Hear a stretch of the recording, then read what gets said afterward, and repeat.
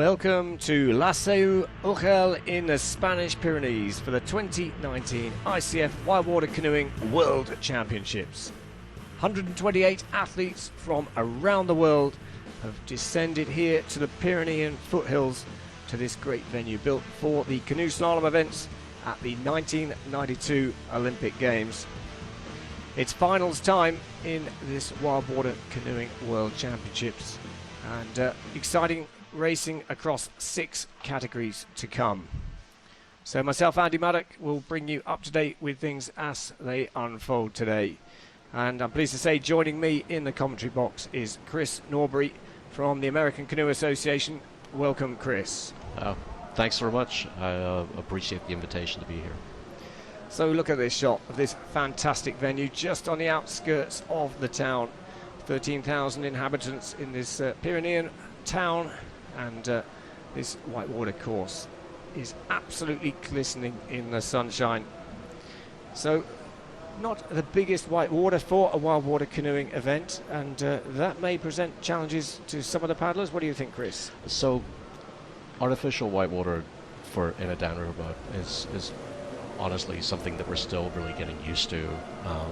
We've been running championships on these kind of courses for about 8 years, and this particular course is very low volume, so the technique that it requires and the exact lines that it requires are something that people are still, like, even in practice today, people were trying to understand whether they were losing or gaining time. Well, here is the start list. The first event we've got in this World Championship final is the women's kayak final. We've got the top 15 competitors from the qualification racing in reverse order in this final. So we'll see the fastest qualifier go off last. That's Matilde Rosa of Italy. She'll be off last in this women's kayak final. And well, the rules of wildwater canoeing, quite simple. It's about going as fast as you can down the Whitewater River, and all about straight line speed, but it is more than that, isn't it? It's about the technique and timing your strokes to perfection in your lines. So it is more about technique than anything else, and particularly timing of strokes. So when you say straight line, there isn't a straight line down this course, so you have to be able to understand exactly where to go and put your boat in exactly the right place at the right time. And that's a skill that takes a long time to develop. So leading us away, it is Victoria Murray of Great Britain, world rank number 21 in the ICF World Ranking, and giving you the first opportunity to see this course. Around about 60 seconds, it'll be under that. We saw 59.22 was the fastest time in the qualification rounds, but this gives you an indication of just how much the technical challenge that is demanding these athletes. So that top section of the course is something, that's a place where you can really lose a lot of time, but then you get to this much steeper section, and this is where you can really have problems. But that's actually a really nice quick line through there.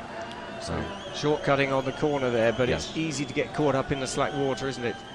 Yes, well, and it's actually easy to get too close and not be able to put in a paddle stroke on the left-hand side. So Victoria Murray of Great Britain now approaching the finish line here. First down in this women's kayak final, and stops the clock at 66.71 seconds. And she's probably going to be reasonably happy with that, I think. So we did see a time under 60 seconds in the qualification rounds, but what's your thoughts on, do you think we're going to see quicker times than that, Chris, in this final? Talking to the athletes in training just now, they said that they thought the water seemed a little lower today, and actually you can see that the rocks are wet at the side of the track, so it might not make that time today, I think. Well, only time will tell that, as our next competitor, Valentina Dreher of Austria, is on course. So we will have halfway splits, or 2 splits down the course, to give us an indication of how each competitor does against those already been. And, well, Valentina now approaching the first split, 2.3 up, so already she's found some time on the top. Yeah, she had a really nice line around the corner above the top bridge, although here now she's leaning her boat, and that's scrubbing all the speed off. So maintained, well, slightly extended that advantage, but as you say, Chris, probably not taken the maximum advantage there.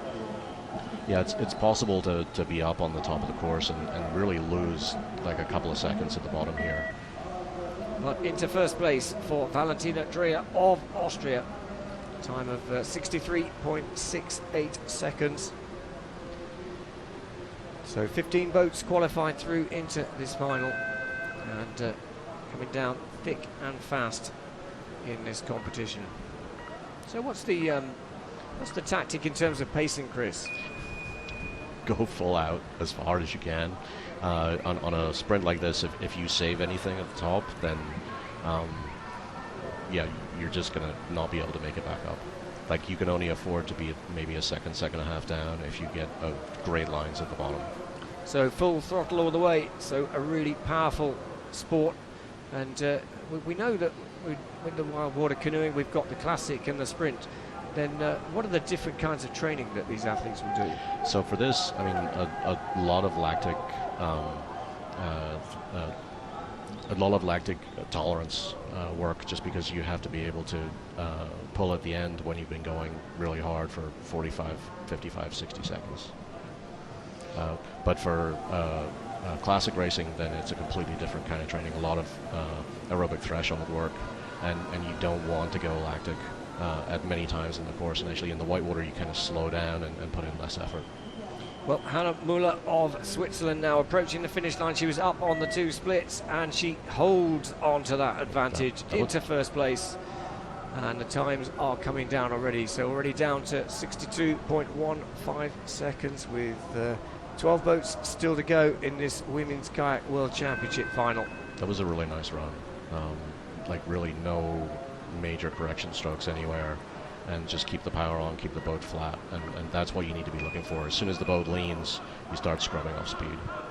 So next up, it's Germany's Sabine Fusser setting off from the start line, and this top section looks pretty flat, but you could lose time. Oh, you lose a massive amount of time at the top, mostly by leaning the boat and by not cutting the corners. So if you're steering too much at the top here, then you can lose seconds. And so her line around the corner there, again, she was a little close to the edge and had to put her boat over.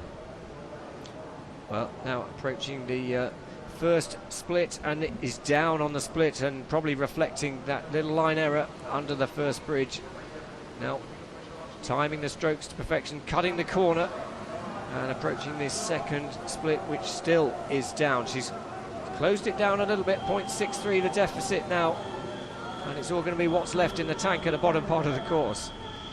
That's nice. That's really smooth through there, timing, and just, yeah, it was she was bringing back her deficit from the top a little bit, all the way through the whitewater, but she just ran out of time at the end. So into second place there. So still Hannah Müller of Switzerland leading in this early stages of the women's K1 final. Next to start, it is the first French paddler in this final. It is Mathilde Valda on course. Now the French hugely strong in this event. Yeah, I mean they're the powerhouses. So the French and the Czechs are the countries that in all disciplines are very, very strong. In this competition, we've got the men's and women's kayak. We've got the men's and women's canoe. Ooh, she took a tail slide there and had to do some correction. So I wouldn't be surprised if she's down on the split.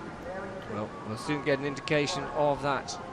6 categories racing here, and you're right, Chris, she's lost a bit of time at the top, but she's still in touch if she can get the line right. Now she's taking that line, having to correct, and that's going to cost her a lot. Yeah. Well, it's, whilst we don't want people to have a bad run, it is good when you see that the athletes making mistakes, because it just makes it look just how technical it actually is. Yeah, so unlike slalom, where you don't get any practice, these athletes are actually practicing quite a bit on the course, and that's mainly because you can't correct mistakes in these boats very, very readily. So if you have to be online, and so you just can't wing it halfway down the course. So disappointment there for Mathilde Valda of France. Goes into 4th place, and you can see just the slightest margin, and it can cost you heavily on the clock. So next up, it is Jill Sophie Eckert of Germany. Looks like she's got a really high stroke rate as she comes down the top part of the course.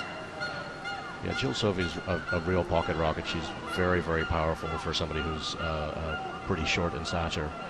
She has a very strong, fast stroke rate. You can see through there she had to put in a correction stroke a little bit to get around that corner. It's deceptive. It looks extremely easy, and it's really, really hard to go fast through there. So she was 7th at the World Championships last year in Switzerland, and she's in touch at the split, 0.57 down. But it's not easy. Once you've dropped a bit of time, it's not straightforward to just pick it up. Oh, but that was really quick through there. She got the bow out from the hole, and now she's driving through here. Well, yes, she has. She's trimmed that deficit down to 0.25. It's all down to the last few strokes on the course. Will it be enough? It's going to be close, but outside. Into 2nd place for Jill Sophie Eckert of Germany, 62.95. So still Switzerland's Hannah Muller leading in the early stages. 9 to go in this women's K1 Wildwater Canoeing final.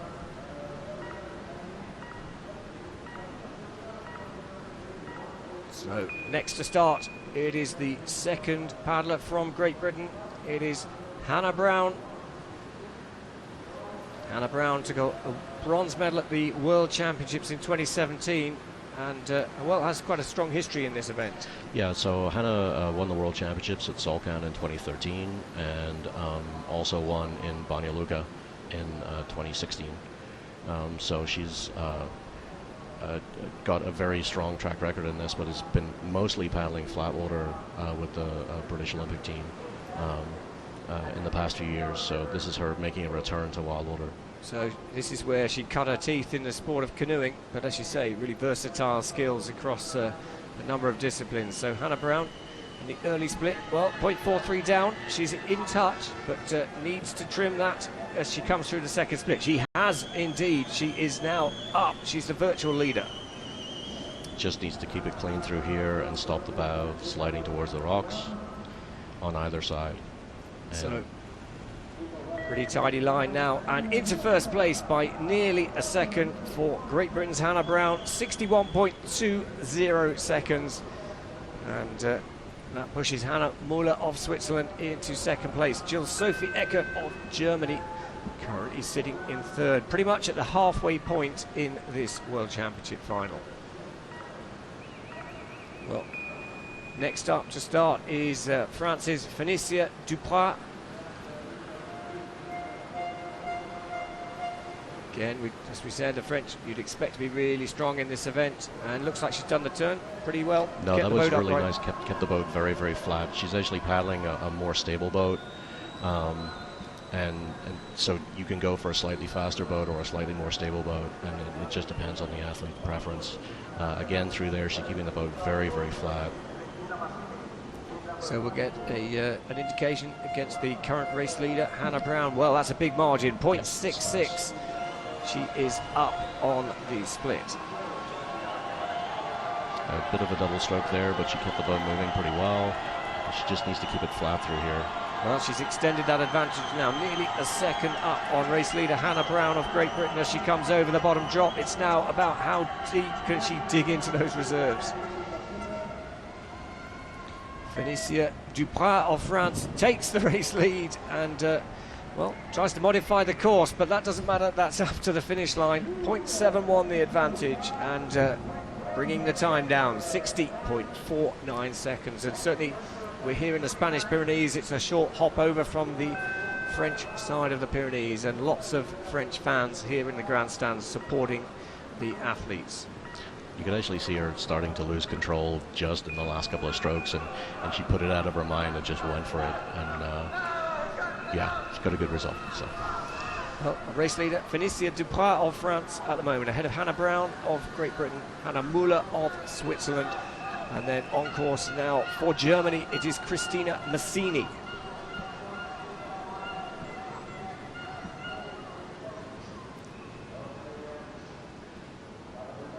So keeping the boat moving through there, not having to do too many corrections, going straight down through there. A lot of people are taking the right-hand side of that little drop, but she's actually pulling pretty hard through here, not really having to do many corrections.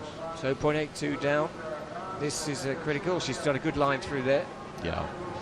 Uninterrupted stroke pattern as close as she dared go to the side, but the deficit is growing as she goes through the second split.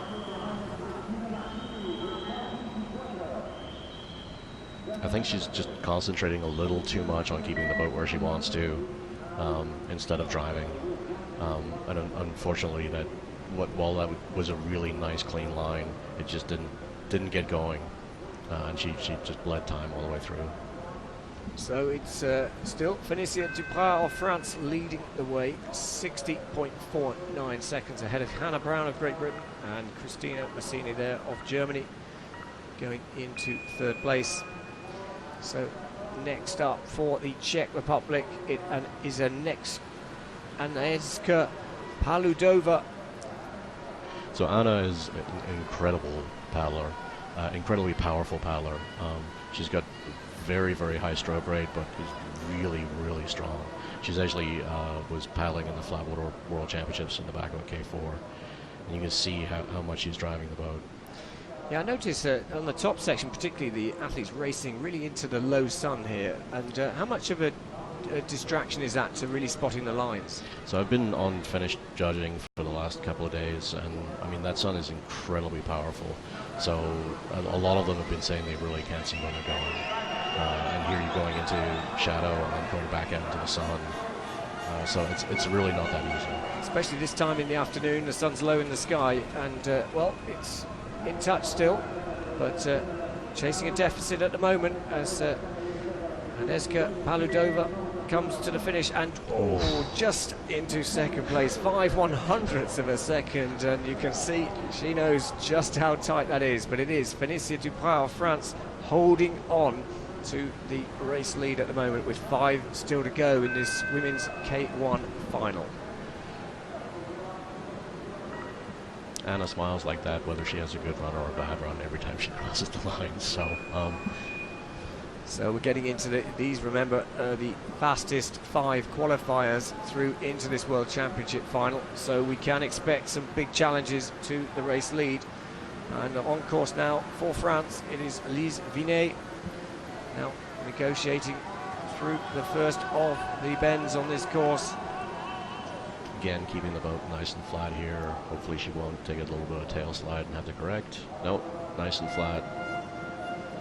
So the course around about 310 meters long, drops 4 meters in height from top to bottom, and just 10 cubic meters of water per second flow down the course, which compared to the routes of wildwater canoeing is pretty small, as we talked about at the start of the program.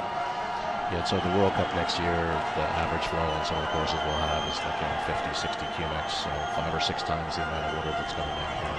And that makes it a much more technical and stroke timing really more important in this. Yeah. But, well, down on the split for Vinet of France at the moment. Is she going to take it? Has she found some time? No, if anything, dropped a bit more time, only into 5th place. So it is Félicia Duprat of France leading. And it is Agnieszka Paludova of the Czech Republic, Hannah Brown of Great Britain in 3rd place with 4 boats still to go. It is the World Canoeing Championships here, Wildwater Canoeing, live from La Seu in Spain. So next up, the second of our Swiss competitors, Melanie Matisse, on course now, wearing bib number 3. And she actually leaned her boat a little bit there. She had a nice tight line, but she's going to scrub some speed off. We'll see if that shows up in the split or not.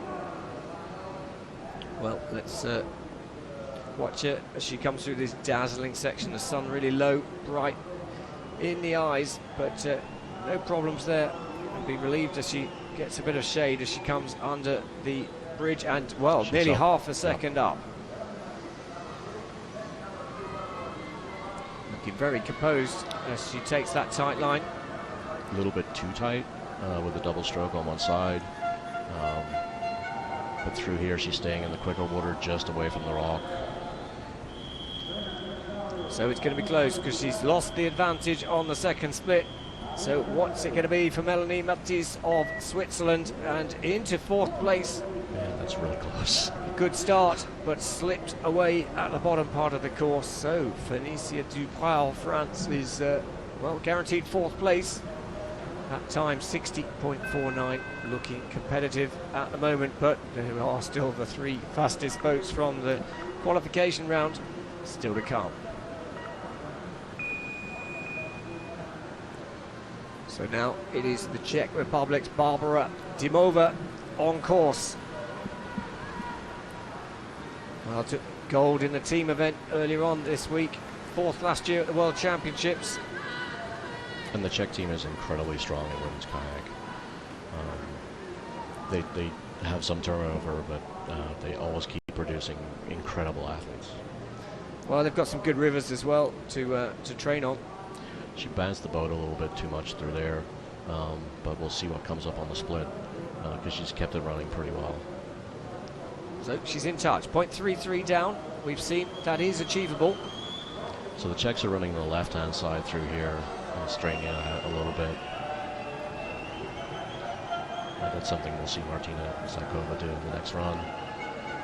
So the deficit's grown a little bit. That's not going in the direction that Barbara would like as she approaches the finish line here in La Seu. It's the World Championship final. Is it going to be enough? Into third place. Whoa, look at the margins now. 0.29 separate first and third. Barbara Dimova for the Czech Republic goes into third place. And yes, well, that means Félicia Duprat of France is guaranteed a medal. We don't know what colour. Yeah, I'm not sure that Félicia's ever actually won a medal before, so that was a really nice run that she did, and she's been paddling stronger and stronger in the last couple of years. This year, she's had a very good year. So it is Martina Satkova of the Czech Republic now wearing bib number 1, who is on course, attacking the top part of the course. Silver last year at the World Championships. Can she make it gold here today? So the world champion from last year, Manon Ostens, is actually paddling flat water this year, so isn't defending her title. But Martina's been incredibly prolific at pulling in wildwater titles at various different levels. So I would say she's probably the favorite. Well, she's got a bit of work to do. 0.47 down, and she's parked it. That's going to be a big ask to recover it from there onto the podium. Yeah. So she's been running the left-hand side of that drop throughout practice, and beautifully, but that time it just kicked her left just a little bit. So it's drama here for Martina Satkova of the Czech Republic. Only 13th place for one of the, certainly a favourite for the podium. And it is Félicia Duprat of France still leading with 1 to go. She's guaranteed a silver medal. But we still have Italy's Mathilde Rosa still to start in this competition. But, well, how much of a surprise is that? That Martina is that far back, that's a big surprise to me. For me, she's pretty much always favourite when she starts. But even in the qualifications, Matilda here pulled out an amazing run. She was over a second and a half in front, maybe, which on a course like this is, you know, that just doesn't happen. So it was a stunning run. Hopefully she can reproduce it. So 60.49 is the overall time to beat. And we'll get an indication of the split as to how on track she is. Well, down on the top. So a little bit of work to do, but we know it can be made up, but not really after the second split. Oh, she's gone wide here. That's going to cost her a bit of time. 1.18 on the tail. She's not going to bring that back. Yeah, she had to go on the right-hand side of the rock, which is the slower line as well, above the main fall. So it looks like gold for France. It is gold for France, and only 9th place for Mathilde Rosa of Italy. And you can hear the French crowd go wild. Yeah, those horns, so it's the horns for the French, the whistles for the Germans. Well, there we have our world champion, Félicia Duprat of France, takes gold here at the Wildwater Canoeing World Championships ahead of Agnieszka Paludova of the Czech Republic and Barbara Dimorova of the Czech Republic. So still 5 categories to go in these World Championship finals, but it is France that takes the first Well, gold. we have a very emotional world champion here with us. I don't think you can believe this, can you? No, it's my first big result. I'm so relieved because I'm on this circuit since maybe 5 years, and it's my first medal, and what a medal, like world champion. Wow. What has it been like standing here watching all the other paddlers going and not knowing what's going to happen? It's so exciting. I saw so many times in slalom this kind of like scenario, and it's so exciting to be behind the screen and to watch like all the paddler and see my name and still good result, good time. It's Agnieszka, congratulations. thank you. Well, what a performance there from Félicia Duprat of France, who takes the first gold of these World Championship finals. And, well, alongside me, Chris Norbury of the ACA. What are your reflections on that women's K1 final? Honestly, just looking at the look on Fénicia's face, it's like she's incredibly happy, and she did a really, really phenomenal run. But it actually tells you that even though this is an alleged straight line sport, it's incredibly technical, and reproducing those fast runs is really, really difficult between runs. So Matilda did a fantastic run in qualifications, and Félicia managed to pull out a really amazing run in this one. And it's really nice to see Anna on the podium as well. She's come forth a lot. So it was really an incredibly strong field. 5 boats finishing within a second, and hopefully we can get that kind of competition in the remaining categories. Yep, 5 categories still to be decided here, so don't go away. We are live on Planet Canoe with the Wildwater Canoeing World Championships from La Seu Urgell in the Spanish Pyrenees.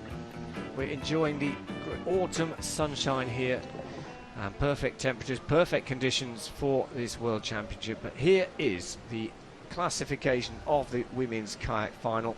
Confirmation: Félicia Duprat of France takes the gold ahead of Agnieszka Paludova of the Czech Republic and Barbara Dimorova of the Czech Republic. Great Britain's Hannah Brown takes 4th place, and well, Matilde Rosa of Italy only in 9th place, and Martina Satkova of the Czech Republic down in 14th. So yeah, one false line and it can all go wrong. Well, we'll see how Martina responds to that, because she'll be racing in the C1 a little bit later on. So, and that's actually an event where she's been pretty dominant as well. So maybe this will just reinforce her resolve to pull home a medal in that event. So we turn our attention now to the men's canoe final. So the kayak, the athletes are sitting in the boat with a double-bladed paddle, and now we're into the canoe. That's where they're kneeling in the boat with a single-bladed paddle. And here is the lineup. So 12 boats, the fastest 12 boats from the qualification round, race in reverse order in this men's C1 final. And well, who are the favourites to you, Chris, in this competition? So the French are always traditionally incredibly strong in C1, but this year Norman Webber. So Norman's been world champion on a number of occasions. He's come out of retirement, and he's looked really, really good on the course and did very, very well in qualifications. And then the Czechs are obviously really good too. So, I mean, interesting on this course that Blazkov, who's the reigning world champion, and André Roland, who's been world champion on a number of occasions before that, both struggled a little bit in qualification and had to do a second run. So whether they can recover from that a little bit and come back and continue their form from the last couple of years, that's the big question. Well, lots to look out for, and that'll be resolved over the next 20 minutes or so. And leading us down is Luka Obadic of Croatia, now having to correct himself on the halfway point of this course. setting the time that everyone else has to chase. And well, in the heats, the fastest time was 59.06, so under 60 seconds would be probably good enough for a podium. Possibly. I mean, like I said, I think the order is a little lower, so maybe 59.5, 60. So a good time set by the Croatians, 61.73. Luka Obadic of Croatia now has to wait and see what other people are going to do. Yeah, I'm not sure he will necessarily be that happy with that run. He took a tail hit above the drop underneath the bridge and had to do a reverse stroke, so he lost quite a lot of momentum there. But yeah, we'll see how that stands up. So next up for Italy, it's Mattia Quintarelli setting the pace, and you can really see the different tempo between the canoes and the kayak, and it isn't just about paddling hard, is it? It's the canoe, it's even more important about the stroke timing and the stroke placement. Yeah, so the canoes are a little shorter, and they can slow down a lot more when you lean them. So it's definitely a completely different technique. Mattia's one of the Italian youngsters who come through, and even though he has this large beard that makes him not particularly young. Well, he's got a good advantage now. He 1.31 up on the Croatian leader at the moment, and just, well, a few strokes left between him and the finish line. Little correction on the finish, and it is just outside the 60 seconds. 60.34, but good enough for first place. He's looking at that and he's like, yeah, that was a really nice run apart from that last correction. Yeah, he kept up the tempo really, really nicely all the way through and kept the boat reasonably flat. So I'm not sure if that time's going to stand up, but he's got to be happy with that run. So Mattia Quintarelli of Italy, our early race leader in this 12-boat men's C1 final. And next up on the course, it is Václav Kristek of the Czech Republic now. Paddling on the right, and what do you think this course favoured? So there's a lot of went really wide, just to keep the pace on. So and a lot of Wildwater C1s will switch. Well, you'd expect that, and perhaps here as you come down under the bridge, being on the right helps you if you want to go close to the wall. For sure, and he actually ran all the way down the left-hand side of that drop, which is one of the less favored lines. But it's seemed to work pretty well for him, although he's down on Mattia almost a second. So Václav Kristek coming into the finish for the Czech Republic. Can he overturn that 9.95 second deficit? Well, he can't. Into second place. So it is still Mattia Quintarelli of Italy leading in the early stages of this men's C1 final.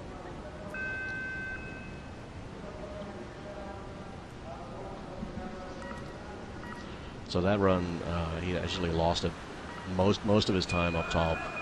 And once the Whitewater became more technical, he brought it back. So this top section really is somewhere that you can lose a lot of time. So next up, Olli Schwartz of Germany.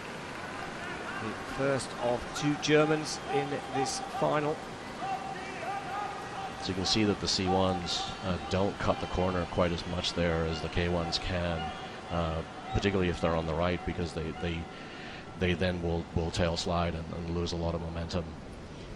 And then we see the switch from Olli Schwartz of Germany, just choosing to switch again to optimize the line, but 2.11 down at this stage in the competition. There's not a lot of time at the bottom to make that up. So I've actually seen people who are 2 seconds down at the bridge and bring it back and be able to make that up. I mean, he's already making up time. If he can keep the boat flowing here, he can bring back some of that time. It's a big ask to bring it all back. So he has trimmed it a little bit, 1.93 the deficit. 60.34 the time to beat. Is outside of that, into fourth place for Olli Schwartz of Germany. So Mattia Quintarelli of Italy leading ahead of Václav Kristek of the Czech Republic. Then Luka Obadic of Croatia in third. So very with just one run, and no time to really make up for any mistakes that you make. It's quite brutal if you make the slightest line error. Yeah, I mean, like I said, I think particularly if you lose time at the top, you can bring it back, but it is a big ask to do it against some of the best paddlers in the world. So, well, next up, it is the Czech Republic. It is Marek Rigel. you can actually see how much tighter, because he's on the left side, he can cut that corner. But then it becomes a disadvantage at the next corner. Well, we'll watch and see. Can anyone go under 60 seconds at the moment? Race lead time 60.34. Quintarelli of Italy. He's 0.82 down as he comes into the second half of this run. That was really smooth through there. He lost a little time with the switch and the switchback, but he has trimmed it down. 0.48 yeah. the deficit now. It's all going to be down to how he drives through this bottom drop. 60.34 the time to beat. It's going to be really, really close. It's going to be just outside 7/100ths of a second. And Marek Rigel of the Czech Republic is unable to go ahead, but it's a good run and second place. And so that just emphasizes how you can be down at the top. So he's almost a second down at the top, and then brought it back to almost take the lead. So 5 down, 7 to go, and this has got to be one of the favourites in the competition. So Blaj can really turn it on sometimes, and last year's winning result in Wildwater in Switzerland was, I mean, that was a phenomenal run, but there he's correcting too much and just really not keeping the speed on. I don't know if that'll show up in the split or not, but this doesn't seem to be a course that necessarily suits him that much. Well, we'll have to wait and see. The indication will come just in about 4 or 5 seconds time. The split, he's down 1.11. That's a lot to ask, but he is a capable paddler to retrieve that. And again, that was very smooth through there, so that'll help him try to bring it back. So Blazkov of Slovenia now at the second split. He has trimmed it down 0.75. And it's going to be tight, but he's got pushed a bit wide there. A little correction in there, it just doesn't have the line to bring it back. 61.33. You can see his disappointment, the frustration there, and he didn't find the perfect lines down this technical course here. And it is Mattia Quintarelli of Italy still leading. 60.34 is the time that everybody's chasing.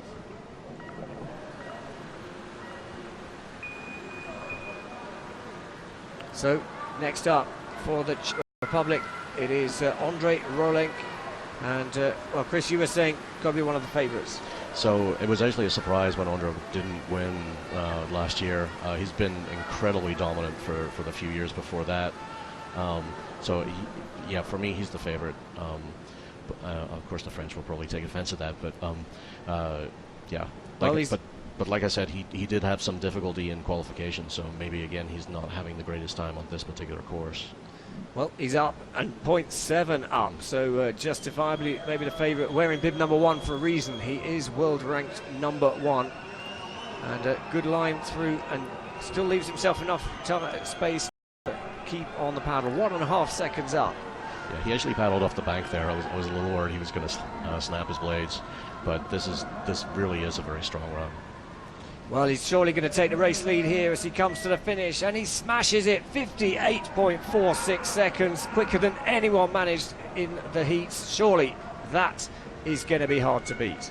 That's actually the kind of performance that you would assume that he's going to produce, given how he's paddled in the last few years. Well, and he knows it. He knows he's laid one down, and it's up to the rest. 5 to go to chase him down and spoil his party. So France took gold in the women's kayak. At the moment, Czech Republic are leading in this men's C1 competition. So on course now is Tony Debray of France. Well, we still have 3 French paddlers to come, so they definitely have an opportunity. You see how tight he cut that corner, kept the speed on. Here he's varying his stroke rate so that he doesn't bounce too badly on the waves. The French are they have a way of making things look effortless. Yeah, was 6th at the World Championships last year in Switzerland, and well, he's already had celebration gold in the team event, as you say, really strong, the French team. Yes. They took the gold in the team event earlier on this week. He's down quite a bit, although on a par with second right now, but still bleeding time a little bit. So it's slipping away, but don't forget that was a really blistering time for Rolenk of the Czech Republic, so he can still get into the podium position here with a good run. It's outside of the time of Rolenk, and well, into second place, 60.31, and sneaks just ahead of early leader Mattia Quintarelli of Italy. So it's the Czech Republic ahead of France, and then Italy with 4 to go. So that really emphasizes what a strong run that was from Mattia Quintarelli.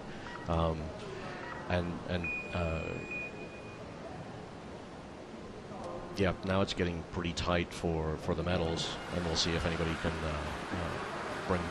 bring back the almost 2 second deficit. Well, yes, you're right. That those final spots on the podium at the moment really determined by just 3/100th of a second. So let's turn our attention to Quentin Dazour of France, who is on course coming under the first of the 2 bridges, and now entering the main part of this course here at La Seu, Urgell in northern Spain. Point 3, he is in touch. Yeah, that was a strong top section. If he can keep it smooth through here, then he's definitely in with a chance of a podium for sure.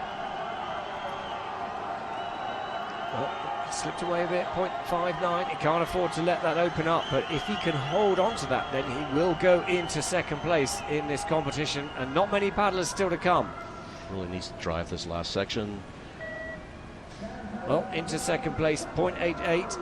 So he has left the door a bit open, but 59.34. And Quentin Dazour of France is currently sitting in the silver medal position, but it is Andrei Rolenk of the Czech Republic with that time of 58.46, looking very, very strong indeed, with 3 boats still to go. Next up, Norman Weber of Germany. So Norman is a former world champion who actually retired and left the sport for a while after 2014, but has decided to come back and put in some very, very strong runs in qualification. Yeah, qualified through into this final in 3rd spot. So hopefully we can strike one for the old guys here. And so he's taken quite a different line there around the inside, and that's quite slight water. Oh, he actually took a little bit too much depth on the hole there and had to put in a correction stroke, and takes a tail hit there as well. So 1.17 down on the first split, now coming up to the second split, and well, it's extended 2.41, and well, it may not be a podium today unless he can do something special on the bottom.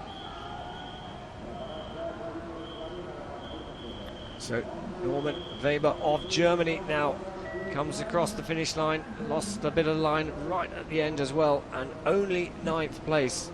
So it is the Czech Republic guaranteed a medal. Andrei Rolenk sitting at the top of the board. He knows he's got a medal. The question is, what colour is it going to be?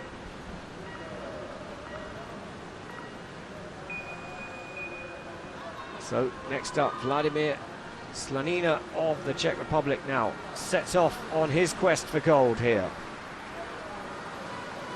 Much faster stroke rate than some of the French guys. Just kind of killing it. And a really, really tight line around that corner. Keeping the boat nice and flat. Timing the strokes with these waves. It really looks like very, very easy whitewater through there, but to do it quickly is really not that easy at all. That was nice and smooth. I think there's no such thing, is there, as easy when you're at a World Championships, because even if the course is perceived as easy, as he is up on the split, so he is challenging Rolenk of the Czech Republic, because you've still got to deliver when it matters, haven't you? Yeah. And it's against the best in the world, so Well, the advantage has been trimmed, so it's all down to the bottom for Vladimir Slanina of the Czech Republic. It's the Czech Republic against the Czech Republic for gold here, and it is going to be super tight and into second place. Vladimir, well, he's pleased with that. He knows he has got a medal, but it is Andrei Malenk who holds on to the gold medal position with one boat still to go. So that bottom drop, he just drifted a little bit to the right and had to pause his stroke so that he could pull back around again, and I think that's where he just lost a little bit of momentum and the potential gold medal, but he's podiuming. Fine margins in this sport. Louis LaPlante of France, the last off, the fastest in the qualification round, and it's all about this run now. He's got to go quicker than 59.34 if he wants a place on the podium. France have already taken the gold medal in the women's kayak event. Now, is it going to be the Czech Republic or France that take gold in this men's C1 event? This is where you really need to drive the boat around that, across that short pool, and then control for this corner. Make sure that your line off here is good. 0.22 down, that was in touch, and we'll get an indication as to whether he's closed it up. Well, he has. 0.04. If he contains this momentum, then he could well challenge. There we see our race leader. He'll have no nails left at the bottom of the course. Well, that was smooth through there. Well, LaPlante takes the lead, and it's gold medal number 2 for France, and he smashes it, 58.02. And well, how good was that run? That was exceptional. It was a really nice smooth top section. He was still a little down, but then down in the drop underneath the bridge, he kept it very, very smooth and just picked up time all the way. And unlike Vladimir Slanina, he actually had a really nice smooth line off of Little Niagara, which is the last drop, and that was the difference. So that was a really nice run. Well, superb stuff, and it just shows what you were talking about, Chris, really, in terms of it's all about building into the run as well. You know, he had a bit of a deficit, 0.22 down at the top, but he got the line, and well, the French supporters are really enjoying that. 2 golds so far from the 2 events in this Wildwater Canoeing World Championships here in Laseo in Spain, and still 4 more competitions events to determine across the next part of the program. So stay with us, because we'll be up very shortly with the men's kayak final. But it is gold for Louis LaPlante of France, 58.02. So he had to go quicker than anyone managed in the in the qualification rounds in order to take that gold. Yeah, that was a very, very smooth run. You couldn't put your finger on anything that he was offline with, and just managed to drive it all the way through. So there's one thing staying online. You could stay online and be slow, or try to really go fast, and you'll have little mistakes here and there. And he managed to put it all together and really smooth things out. So he's absolutely deserving of that gold medal as far as I'm concerned. Well, great stuff there, and 0.89 separating the top 3. And it is, well, it's a symmetrical podium again, because it was France, Czech Republic in the women's kayak, and it's the same in the men's C1. It's France first, and then the Czech Republic second and third. But we've still got the men's K1, we've still got the women's C1 and the men's C2 and the women's C2 to come. So don't go away. We're live here in Laseo Ojel in northern Spain for the Wildwater Canoeing World Championships here for 2019. And here's confirmation of the result. Louis LaPlante of France takes gold here, 58.02. He had to dig deep to get that title. Yes, and you can look at the strength of the field behind him. So 3 former world champions he beat today. He's obviously been world champion in C2 himself. So it's kind of, maybe a matter of waiting in line to find the exact course that suits you, and the exact training and the exact progress that you've made. But yeah, he killed it.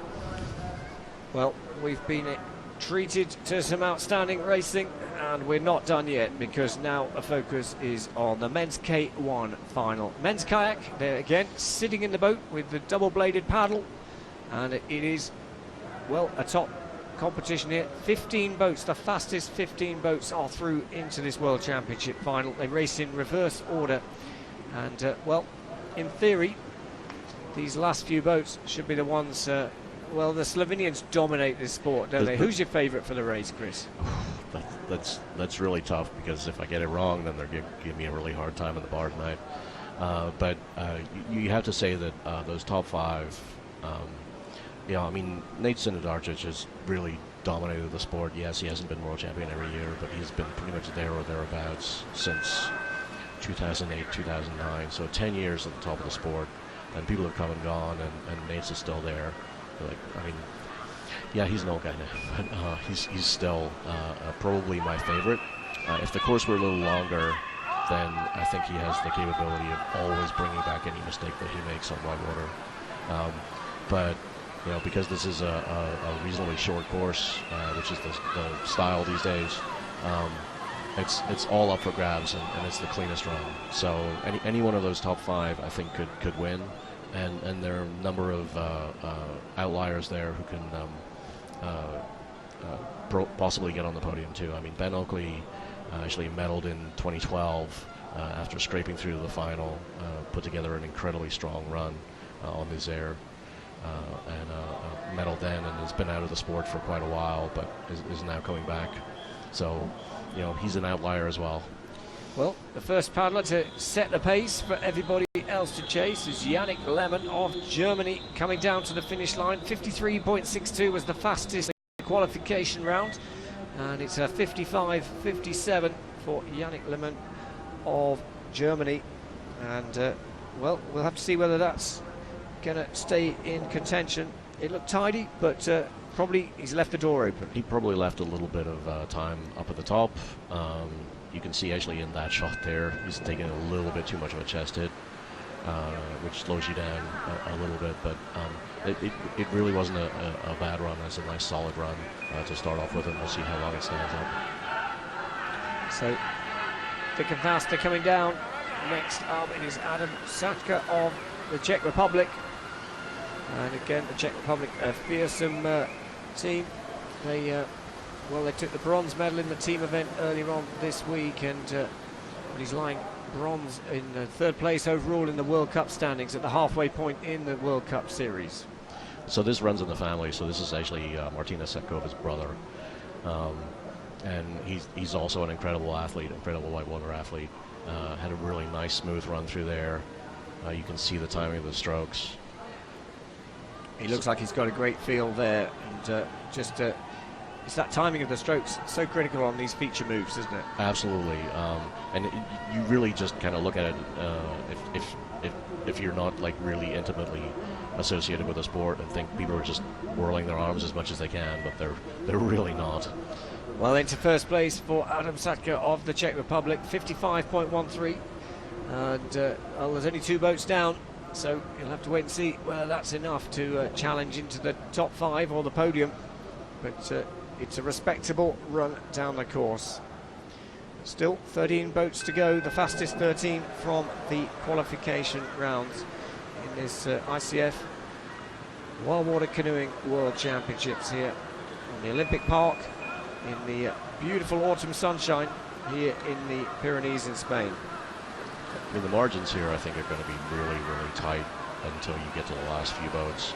I mean, it's extremely difficult to pick up time on this course. It's just easy to lose it. And these guys are really at the top of their game. Finn on that top corner lost a little bit of time, had the leanest boat over, just a little bit of a wide line. I think that's probably going to reflect in his split. Well, we'll soon find that out. Yes, 0.43 down at the moment for Finn Hartstein of Germany as he comes down under the middle bridge. That's a tricky little feature move there. Seems no problem for him. So he's one of the top German sprinters, but he's actually more of a classic specialist.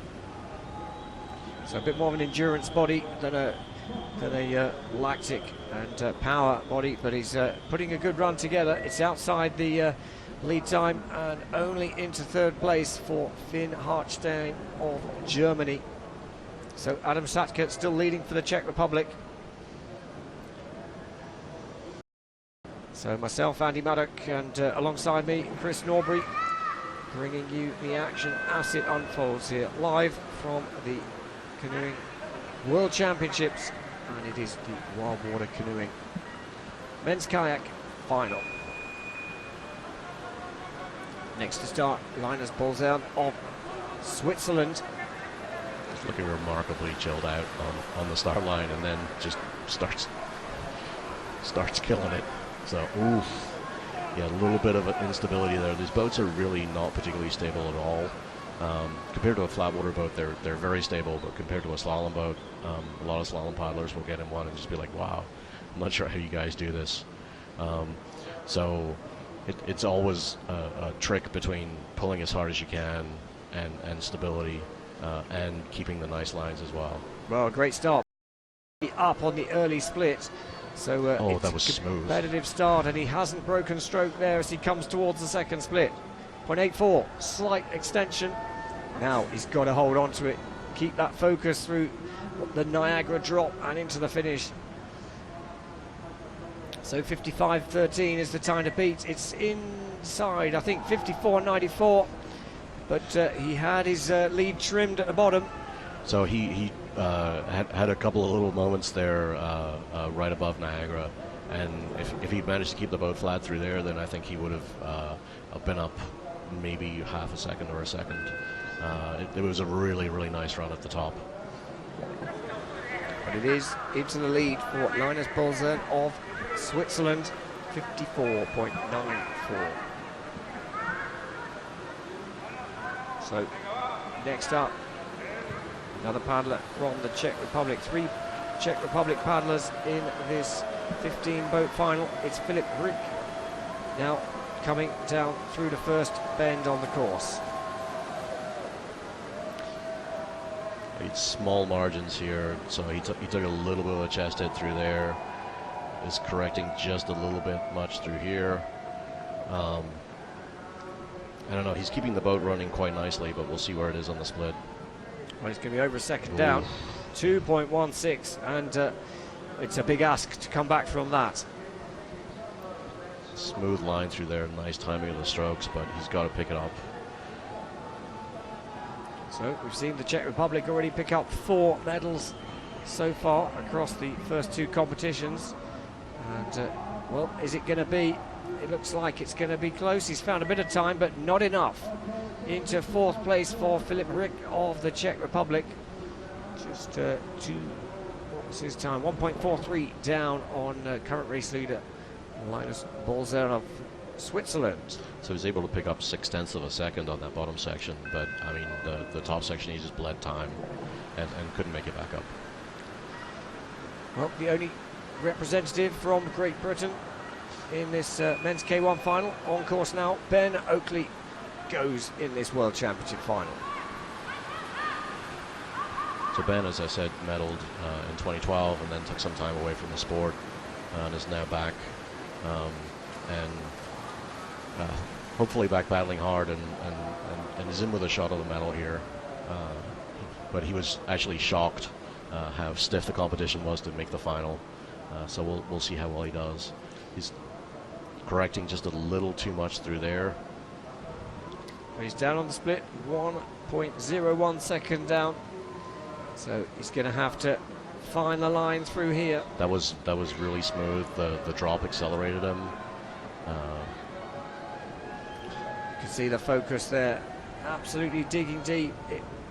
It's quite a balance. You've got to keep your mental composure whilst digging physically into every reserve you've got. As he comes towards the finish, and 0.8, so outside the medals for Ben Oakley, but it's a respectable 4th place, 55.74. Less than a second down, and you're in 4th already. Yeah, that's well, and that's part of the excitement of of the Wildwater canoeing, isn't it? The sprint events, then a real contrast to the classic, which can well unfold over the course of lots of minutes. Although, you know, you can have a 20-minute race that you lose by like when we had the Junior Worlds at the Navy Hill in 2015, I think we had a 13-minute race where the difference was 0.02 seconds in a time trial. So, well, next up it is Wojciech Zaplatel of the Czech Republic now, coming down the course and launching his campaign for gold here. 54.94 is the time to beat, but we know 53.62 was found possible in the qualification round. That gives you an indication of the kind of time that these athletes are chasing. So Wojda actually designed this boat that he's paddling and swears by it. So we'll see how well it does for him here. That was nice and smooth through there. You can actually see that he's got a little bit of a lean back style. He's very, very powerful athlete. Well, he's down on the split, 1.35, so he's really going to have to do something special. And he's hooked to the eddy, and it's game over for Wojciech Zaplatel, and he knows it. Oh, big disappointment there for the Czech Republic. And, well, you know, I guess his misfortune is just highlights the margins, aren't they? You're really sailing close to the edge there, and you can just see how it hooked his bows, and game over. And the speed that you're hitting once you come down that little Niagara drop is really, I mean, it's a phenomenal speed, and you've got like the angle of your boat and then the grabbiness of the eddies. Like there were actually a lot of people who did that in qualifications. So this really is not an easy course to do, particularly when you've been lactic pretty much the entire course.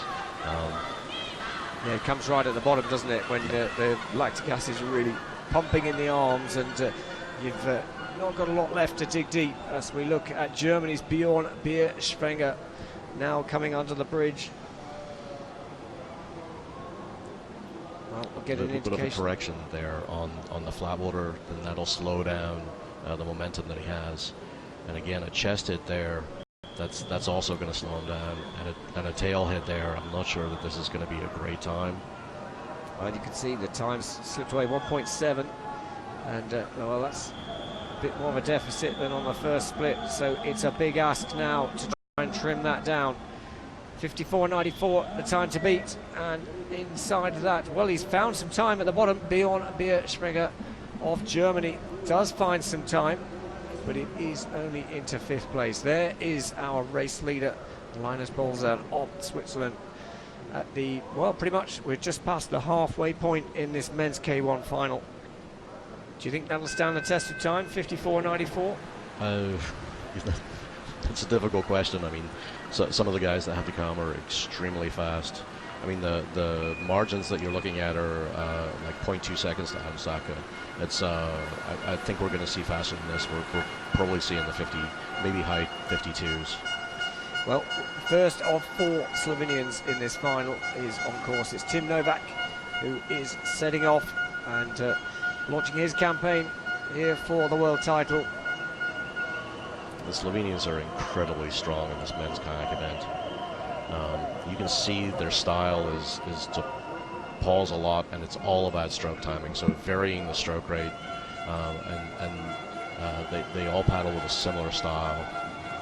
You see very smooth through there, is getting the boat going again, but he lost a little bit of acceleration there. So he's 0.71 down now, 0.59 on the first split. It's extended a bit, but you can make a bit of time at the bottom. Is that a good line, Chris? That's really nice and smooth through there. He kept the speed on the entire time.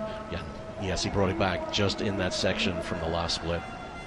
Well, great work there from Tim Novak, who takes the race lead for Slovenia, 54.87. And, well, Linus Bolzan of Switzerland there, having to move into 2nd place. And a great example of well, sticking at it, and he nailed that bottom line. Yeah, I mean, that really just emphasizes, like, even though you're 2/3 of the way down the course and all you've got is a big drop and a couple of swirly little things, like, just hitting that line can really, like, bring back a couple of tenths sometimes if you don't have to correct. So next up it is Felix Bouvet of France coming down the course. We have 6 still to go. And that's quite a wide line on the top. Yes, it is a very wide line, actually.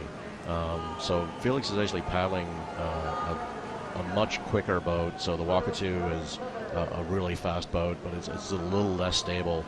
But he's got the confidence to do it on this course. So we'll see how that works out for him. Well, it's working so far, and the second split may show us that. And 42.02, yes, he's extended the advantage. So it's all about the bottom section now. Oh, that looks a good line. Super smooth through there. That was a really, really nice line. Yeah, and almost a second up. Wow. Felix Bouvet of France takes the race lead by nearly a second. And, well, he knows it's a good one. He's now going to have to wait and see because he still has 5 boats to come in this final. But he is sitting at the top of the leaderboard at the moment, 53.94. The really nice, solid top section. And then the acceleration that he got from coming underneath the bridge, he just kept on line, kept the boat running, and accelerated the whole time. And really nice, smooth bottom section too. Like I said, this is a place that's difficult to pick up time, but it's very easy to lose time. Well, the next Slovenian paddler now, it is Simon Oven on course, world number 3 in the ranking. Wow, that was a tight line at the corner there. He almost lost a little bit of balance, but yeah, coming through here. Ooh, that was a big chest hit. Took a lot of the momentum out of the boat. Well, we saw that as well for Bouvet, the race leader. A bit of a mistake at the top, but he managed to hold it together. So 0.4 down, but that's 0.4 down on the slowest part of Bouvet's run. Yes, again, a little bit more chest hit at the bridge than he would necessarily want, and that bled a little bit of his time off. So Simon is a absolutely phenomenal classic paddler, and obviously a very, very strong sprinter as well. But I think he's going to come short here. Well, and out of the medals, 4th place for Simon Oven of Slovenia. Then still Felix Bouvet of France holding firm at the top of the leaderboard. And well, probably too much of a deficit at the top part of the course to make up. Yeah, when you can see a chest hit from the overhead camera that's probably a couple hundred feet in the air, it's a pretty substantial chest hit. So we've got some great shots from that drone cam. It's a drone cam.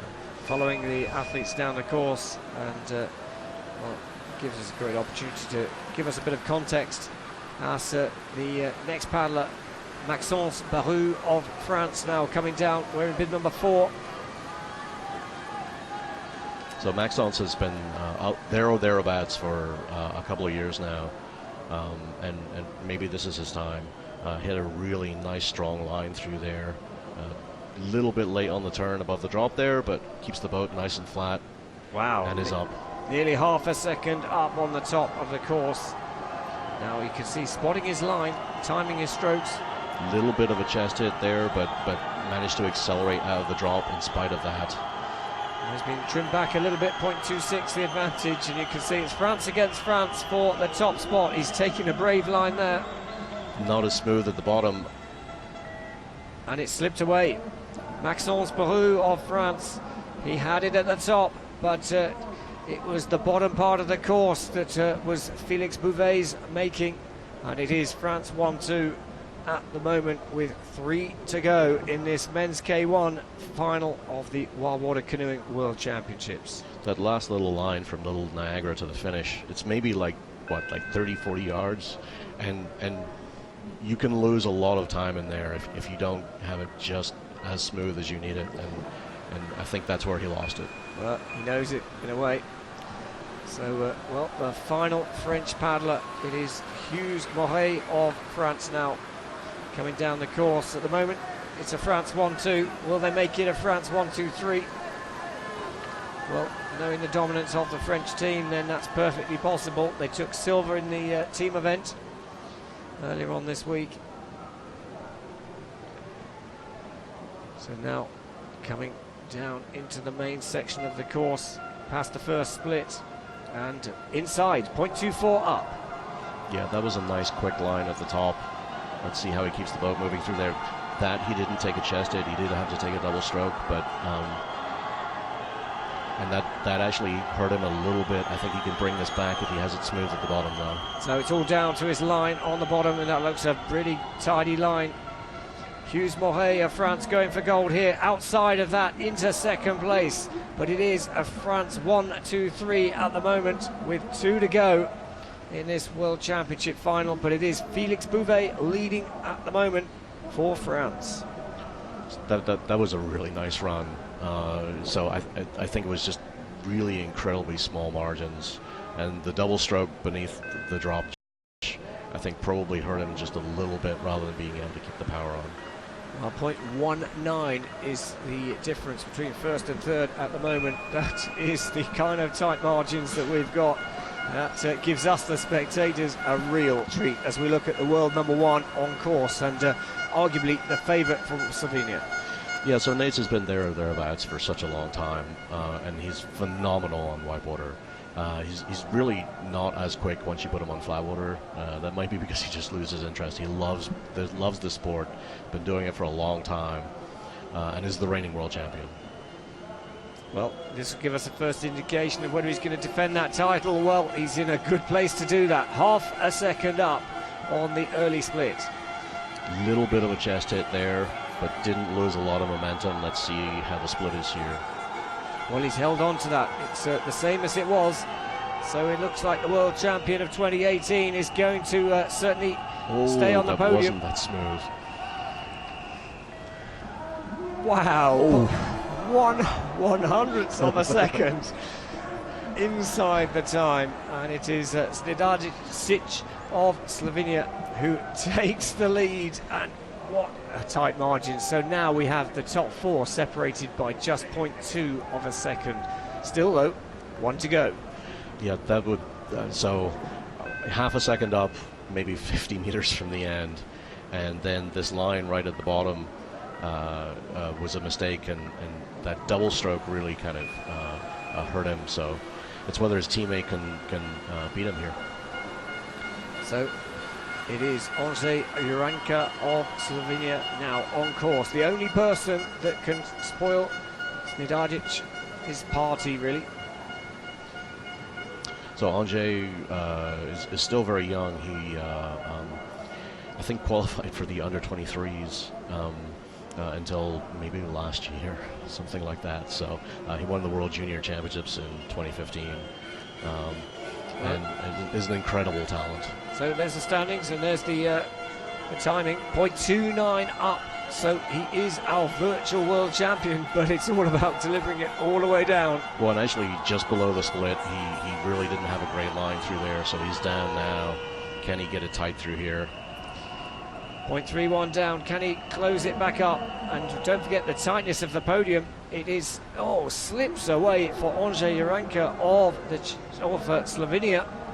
54.78, and such are the margins that puts him down in 5th place. So it is Slovenia that take gold here in the men's K1 final, and Snidarjic of Slovenia takes gold. Bouvet of France takes the silver, and Moret of France takes the bronze.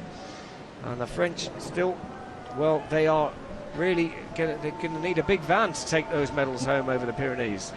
Yeah, fortunately they don't have to go very far, but the gas mileage on the way home is probably not going to be that great with that amount of metal. Well, don't go away, because we are only halfway through this World Championship final here in northern Spain. We are in the foothills of the Pyrenees at La Seu, Urgell, and here on this great 1992 Olympic venue, built for canoe slalom, but hosting the canoe slalom and the Wildwater Canoeing World Championships. But here is confirmation of the results, and it's Slovenia that take gold ahead of France, and clocking out the medals. So 2 golds and silver and a bronze for France, and Slovenia get themselves on the map. Their first medal of this evening's competition, and it is gold. So 7 paddlers within 1.01 seconds. That's incredibly tight racing. Yes, and yeah, no margin for error really. You can see that. You can do everything right, and then in the final couple of strokes before the finish, it all slips away. Yeah, it's like I keep saying, it's very, very easy to lose time here. So making the time up, you just have to be perfect. So having the perfect run, I don't think is going to happen. Felix Bouvet's run was really, really tidy. Nate Sinadarchic's not quite as tidy right at the bottom, but was still a little quicker right at the top. So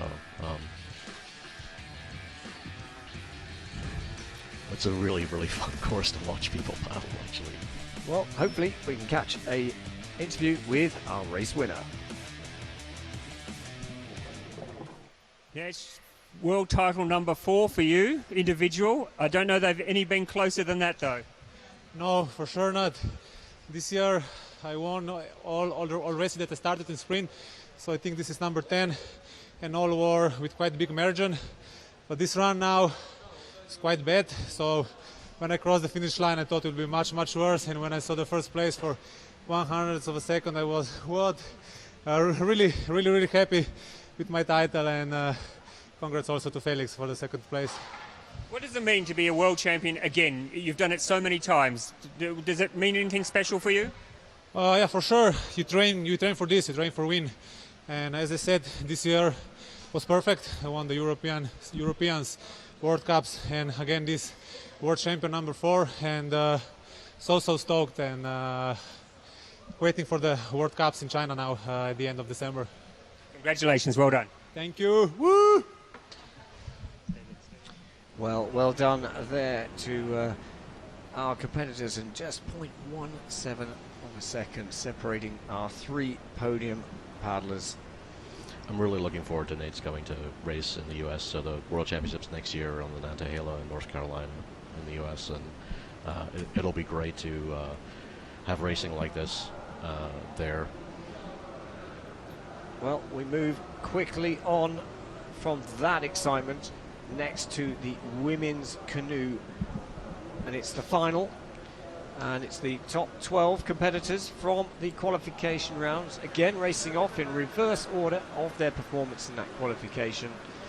And well, we can expect some tight racing again. Yes, for sure, especially in the top 4 or 5. So the newest addition really to the World Championship program, the women's C1, the athletes kneeling in the boat, single-bladed paddle, and we're led off by Maren Lutz of Germany. So you can see how large these boats are on some of these competitors. Obviously they're not as tall as some of the guys, but you need the volume in the boat to be able to ride over the waves rather than go through them. Yeah, some of the boats look quite ungainly, but that is just, like you say, it's the fastest line, the way the boat bobs up and doesn't end up getting buried in the waves. Especially in the sea boats, it looks like you're kind of bobbing quite a bit, but that's actually how they're designed to paddle. So a bit pushed offline there for Maren Lutz, but it looks like she recovered that. Yeah, a little bit of a support stroke actually on the side of the river coming down there, but managed to keep it going. Didn't put in any major correction strokes. So this isn't a line that she's going to be and that's unfortunate. So it's actually quite easy to come off that bottom drop and get pushed to the left above the rocks, and so she's going to be disappointed with this. So does cross the line, but clearly big time loss after a really, really solid run. But Niagara Falls claims another victim. So Germany's Maren Lutz, 77 seconds, and well, that will get beaten unfortunately by the competitors still to come.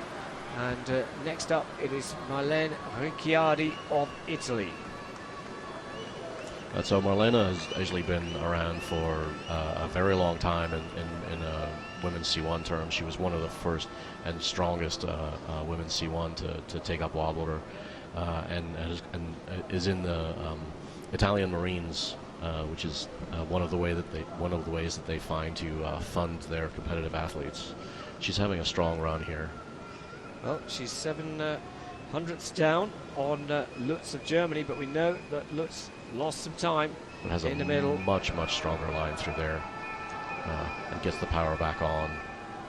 So really, she's letting the water do a bit of the work through there, and she's found the time, 0.57, and we know that Lutz of Germany lost a big amount of time on the bottom section. It's having to pry here to get a better line, but I think she's going to have a smooth line through here. Well, it looks good for Ricciardi of Italy, and into first place, 69.07 seconds. But it has left the door open because we know 65.76 was the fastest time in the qualification round to make it through into these finals. But it is so far Malena Ricciardi of Italy leading the way in this 12-boat World Championship final.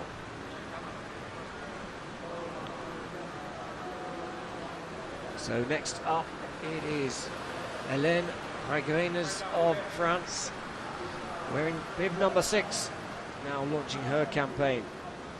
So at the corner here, you have the choice of being in the eddy and cutting the corner, especially for the somewhat less powerful paddlers. That might not necessarily be the quickest line. And then you want to stay out of the waves all the way down here, which she's managed to do reasonably successfully. This corner was actually tripping a lot of the athletes up because you get pushed out, but she did reasonably well through there and is keeping the power on. Well, it's outside of the current race leader Ricciardi of Italy, but still there's time to make up. It's about getting the lines right though through this middle section. That was nice and smooth. Didn't really take a chest hit or lose any momentum at all, and is keeping the power on through here, timing the strokes. And she's got the advantage now, 0.37, timing it to perfection here. The French crowd really vocal here. Yeah, so didn't have to pry through there. Again, very smooth through this bottom section. And it is into first place for Hélène Raguenas of France. And that time, 67.93. So getting ever closer to that time that we saw the fastest time from the qualification round, but she's pleased with that. Yeah, she looked very happy at the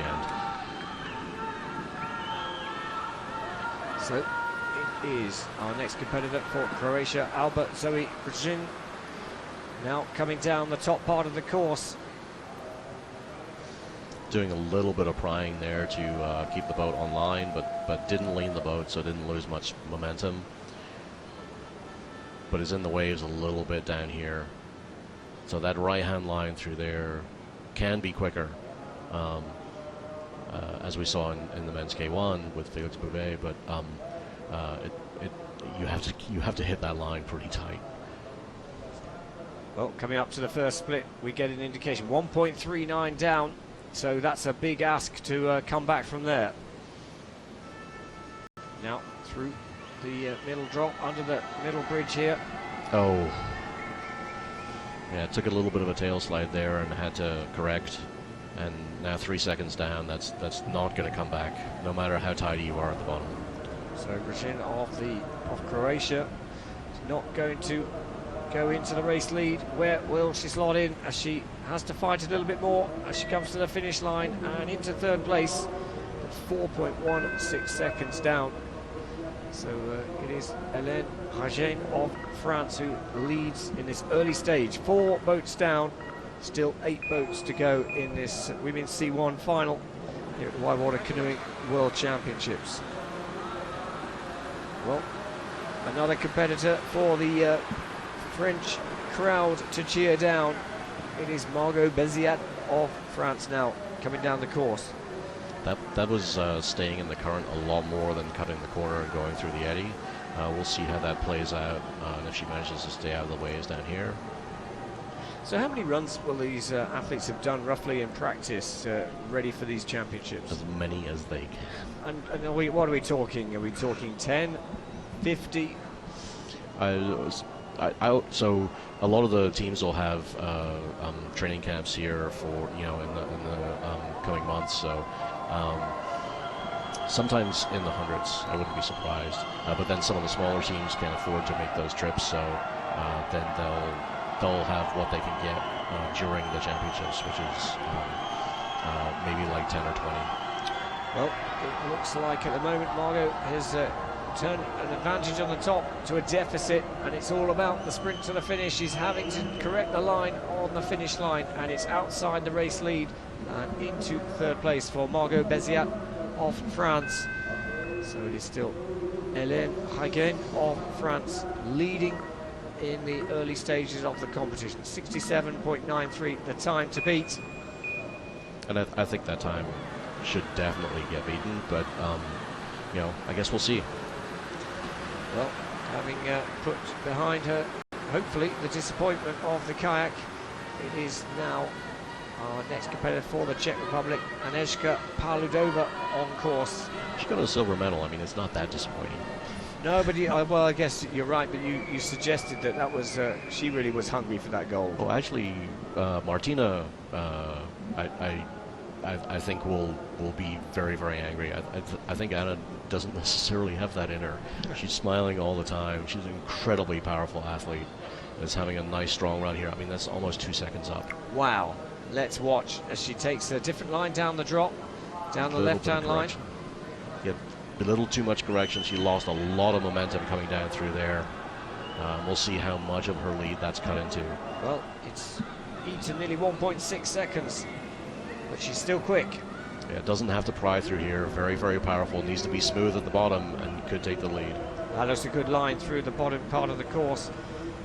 Is it going to be enough? No, it's not. It's outside the race lead time, and Anna Paludova of the Czech Republic goes into second place. Yeah, so she had a very, very strong top section and just lost all her momentum coming down the left-hand side of the drop underneath the bridge, and just couldn't bring that back. So do you expect we'll see anyone else go down that left-hand side? I'd be surprised if Martina Satkova doesn't go down there. That was her line in kayak, so she will probably go down the left-hand side there. I don't think it's a bad line. It's just something that you need to understand what it does to the boat at the bottom. Well, on course now, Katarina Kopunova of Slovakia now coming down the top part of the course. 67.93 is the time to beat, and we'll get an indication of where she stacks up just very shortly. Here we come against our race leader, and well, up 1.62, but we can see how quickly that can get eaten away. Straight down through the middle, and took a tail hit there for good measure as well. So we'll definitely have lost a lot of momentum, and hopefully that won't get too much into her head either. Well, the advantage is gone, but she's still in this race. 0.33 down, Katarina Kopunova of Slovakia now paddling for a place on the podium. Managed to pry it around there and have a nice smooth line at the bottom. And into fourth place. So we see once again how particularly that middle section, it can be really critical. You get offline and it can bite. So for a lot of the other categories, people have been losing time at the top. Here, a lot of the competitors who are having a really, really strong line at the top are then losing it down underneath the bridge. Well, we now have 5 boats to go in this Women's C1 World Championship final. And on course now, Teresa Neblova of the Czech Republic coming down in the early stages of this run. Hélène Hagen of France leading at this stage, and well, her time looking more and more comfortable, but it's clearly showing at the top there is time in the top. There is time in the top, but Teresa, I don't think, is going to take the time at the top. Oh, actually, I'm very surprised because her boat was porpoising through the waves quite a lot through there, so she must have been pulling really, really powerfully. She's correcting a lot through here. Hopefully she can keep the power on, and we'll see what the next split is. So 1.35 was the advantage. It's been significantly trimmed, but she is still up. So it is about delivering the line on this bottom section through Niagara. That looks good. Nice and smooth. Keep the power on. So Teresa Neblova of the Czech Republic is our race leader. 67.62, the new lead time to chase. And knocks Hélène Hagen of France off the top spot. And Anna Paludova of the Czech Republic still sitting in third place. She seemed very surprised to be in first place right now. I mean, I think there's definitely some more time out there. if you can do, if you can put it all together, a strong top, a strong middle section, and keep the line together at the bottom. Well, next up, the last of our French paddlers in this final, Elsa Gobert, is on course now on the first part of the course. So France already have taken 2 gold medals, a silver and a bronze in this championship, but it pushed out wide, having to correct there. Yeah, so there's a little wall that comes out from the bank there, and if you hit it at the wrong time in your stroke, it can really slide your tail out. So she's still up though. Well, that's a good sign, isn't it? 0.64. She's setting up now. Got to keep it smooth through this section. Gets a kick off the wave. Yeah, that was really nice. She got a lot of acceleration out of that wave. Took no deceleration, and you can, that reflects in the split. Well, you can hear the French crowd going wild. They know this is a good run. She's got to keep the line. Well, here's the drone cam that really gives us a good indication of the line. Fighting it a little bit at the end, but it's going to be enough, surely, to take the lead. 106, that's 66.84.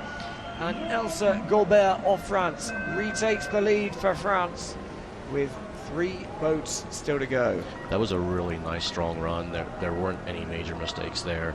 And I think there's still a little bit of time out there, but the acceleration that she got off the drop underneath the bridge was that was what really brought that home for her. Yeah, well, that was the moment we just saw on that slow-mo there.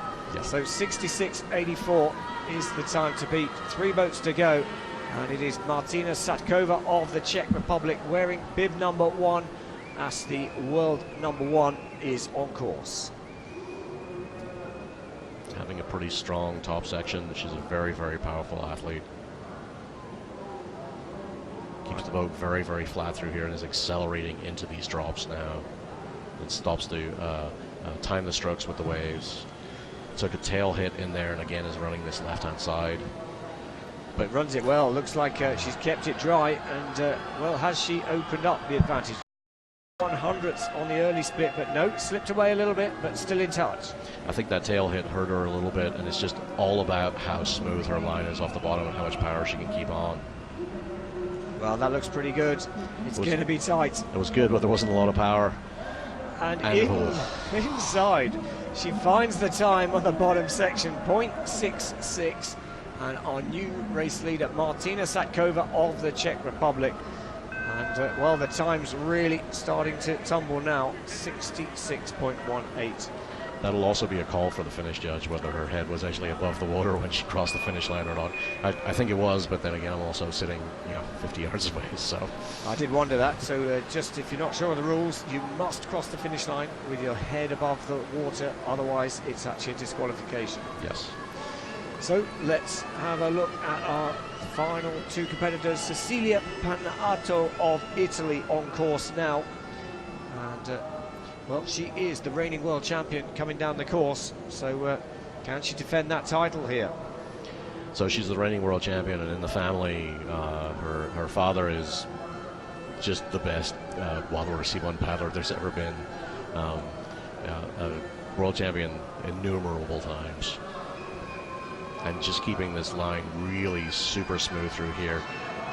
Little tiny chest hit there might have cost her a little bit of momentum, but a very, very smooth run.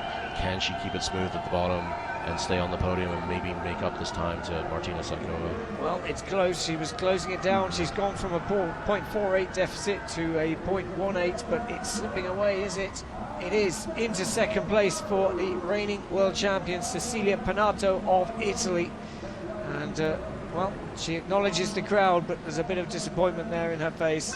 So she was down just a tiny little bit, and if she'd had a really smooth bottom section from Niagara down, then I think she could have pulled it back, but having to do that crossbow in there was what cost her.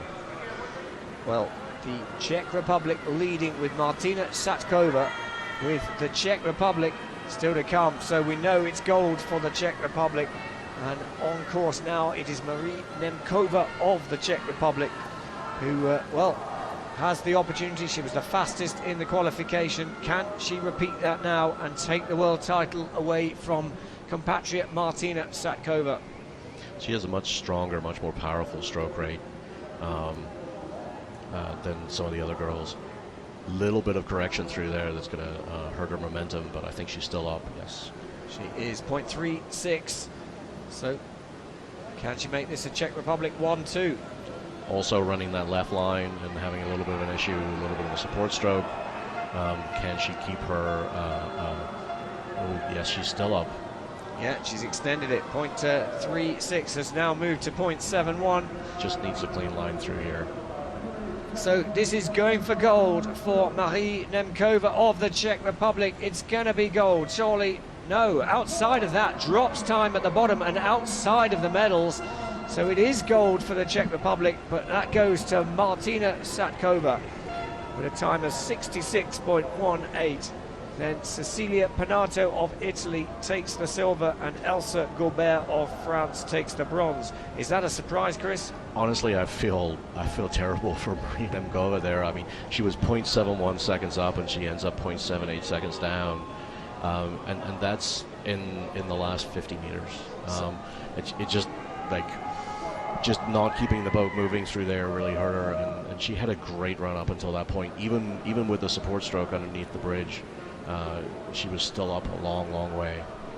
So no margin for error, unfortunately. Such is the standard here. 0.78 separates the top four, and unfortunately that's no medal for Marie Nemkova of the Czech Republic. But down at the finish we can talk to Martina Satkova, the world champion.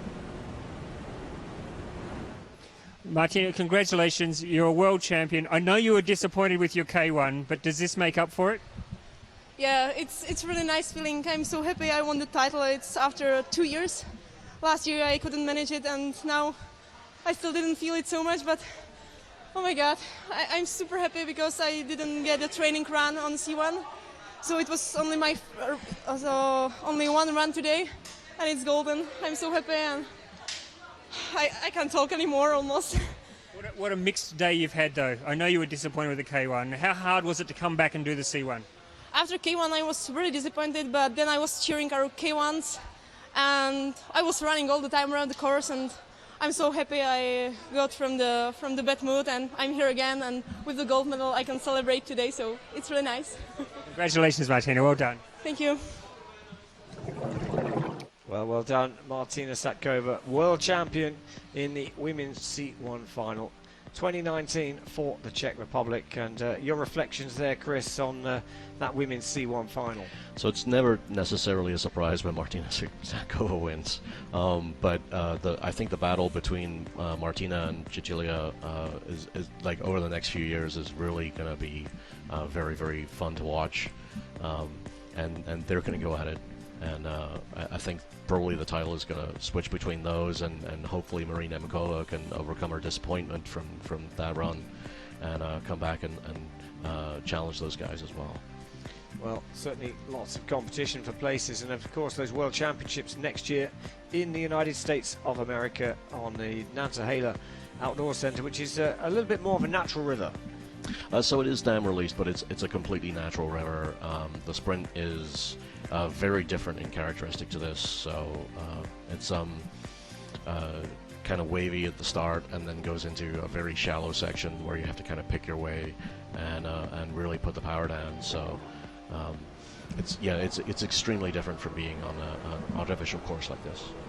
Well, here is confirmation of the result, and Martina Satkova, who we just heard from, is the world champion, and the Czech Republic take the first medal in these individual events, the first gold medal I should say, but that's 5 in total now from the action so far, and Satkova of the Czech Republic is world champion in the women's C1 event. Still 2 events to go, and the focus now is on the C2 event, the canoe doubles event, men's and women's. We start off with the men's canoe double. And, well, this competition, we've got top 10 paddlers from the qualification rounds in this final. Again, racing reverse order, and some big names on this start line. And I always like watching the canoe doubles. There's an extra dimension to it. Yeah, I mean, especially Wildwater, you're moving so fast. Taking a Wildwater C2 off the top of a big wave it feels like you're flying. the speed that you get is phenomenal, but then again, you lose a lot of maneuverability. So led away by the Australian team of Caelan Bassett and Lachlan Bassett have the opportunity to set the pace. The pace 57.78 was the fastest recorded time in the qualification round. That was set by the Pavel and Peter Hochschorner, who are famous for, well, 3-time Olympic champions in the C2 slalom event. So these guys actually were in the bar last night celebrating the fact that they got into the final, and they had a very strong run on their second run. And they're doing okay right now. They had a little bit of a correction stroke on the flat, and now they're having to turn the boat, had a wide line through there. They're not going to be particularly happy with that, but they need to keep the boat flat through here and get it running. This is actually where they made up the time to be able to make it to the final yesterday. It was through this section. Well, they're coming through to the finish line, and we saw the Skantar, cousin Skantar from Slovakia, knocked out in the qualification rounds. Such was the competition, the Olympic champions in slalom from Rio 2016. Yeah, and actually when those guys were doing the team event the other day as well, the Slovakians actually had a mistake again in the section from Niagara down to the finish, and ended up kind of grounding, and they ended up getting disqualified because they didn't meet the minimum time requirement, maximum time requirement between the first and last boats. Well, it is the time set by the Bassett, Caelan Bassett and Lachlan Bassett of Australia is 61.82 seconds, and now it is Michal Schmolders and Wojciech Zapletal of the Czech Republic who, well, they launched their challenge for a medal in this C2 Men's World Championship final. So Wojciech was competing in the K1 just now. They're having to correct a little bit through there. They took some big waves, but they are up because they didn't have to do that correction that the Bassetts had to do. So we'll see how well this. The difference in qualification between these two boats was 0.03. Again, that was a mistake though, and they have to keep the power on. But they have extended the advantage because we saw them. That's not going to go well though. They would have planned to go the other side of that big rock, wouldn't they? For sure, yes. And yeah, they're just going to battle to the end now. And so it looks like it will be Caelan Bassett and Lachlan Bassett from Australia who will hold the lead. The Czech Republic crew go into second place, 69.49, and just that line error compounded as they hit that slack water, and it just sucks the bows in. So it's very, very difficult to do fine corrections on a Wildwater C2. So it's actually kind of interesting because the Hochschorners have designed a boat that fits their characteristics from paddling slalom C2, and it's a very different boat from the boats that people have traditionally paddled in this. Much more rocker, so easier to turn, and a lot of the traditional C2 crews don't like it, but maybe it's a better boat for this course. I don't know. I guess we'll see.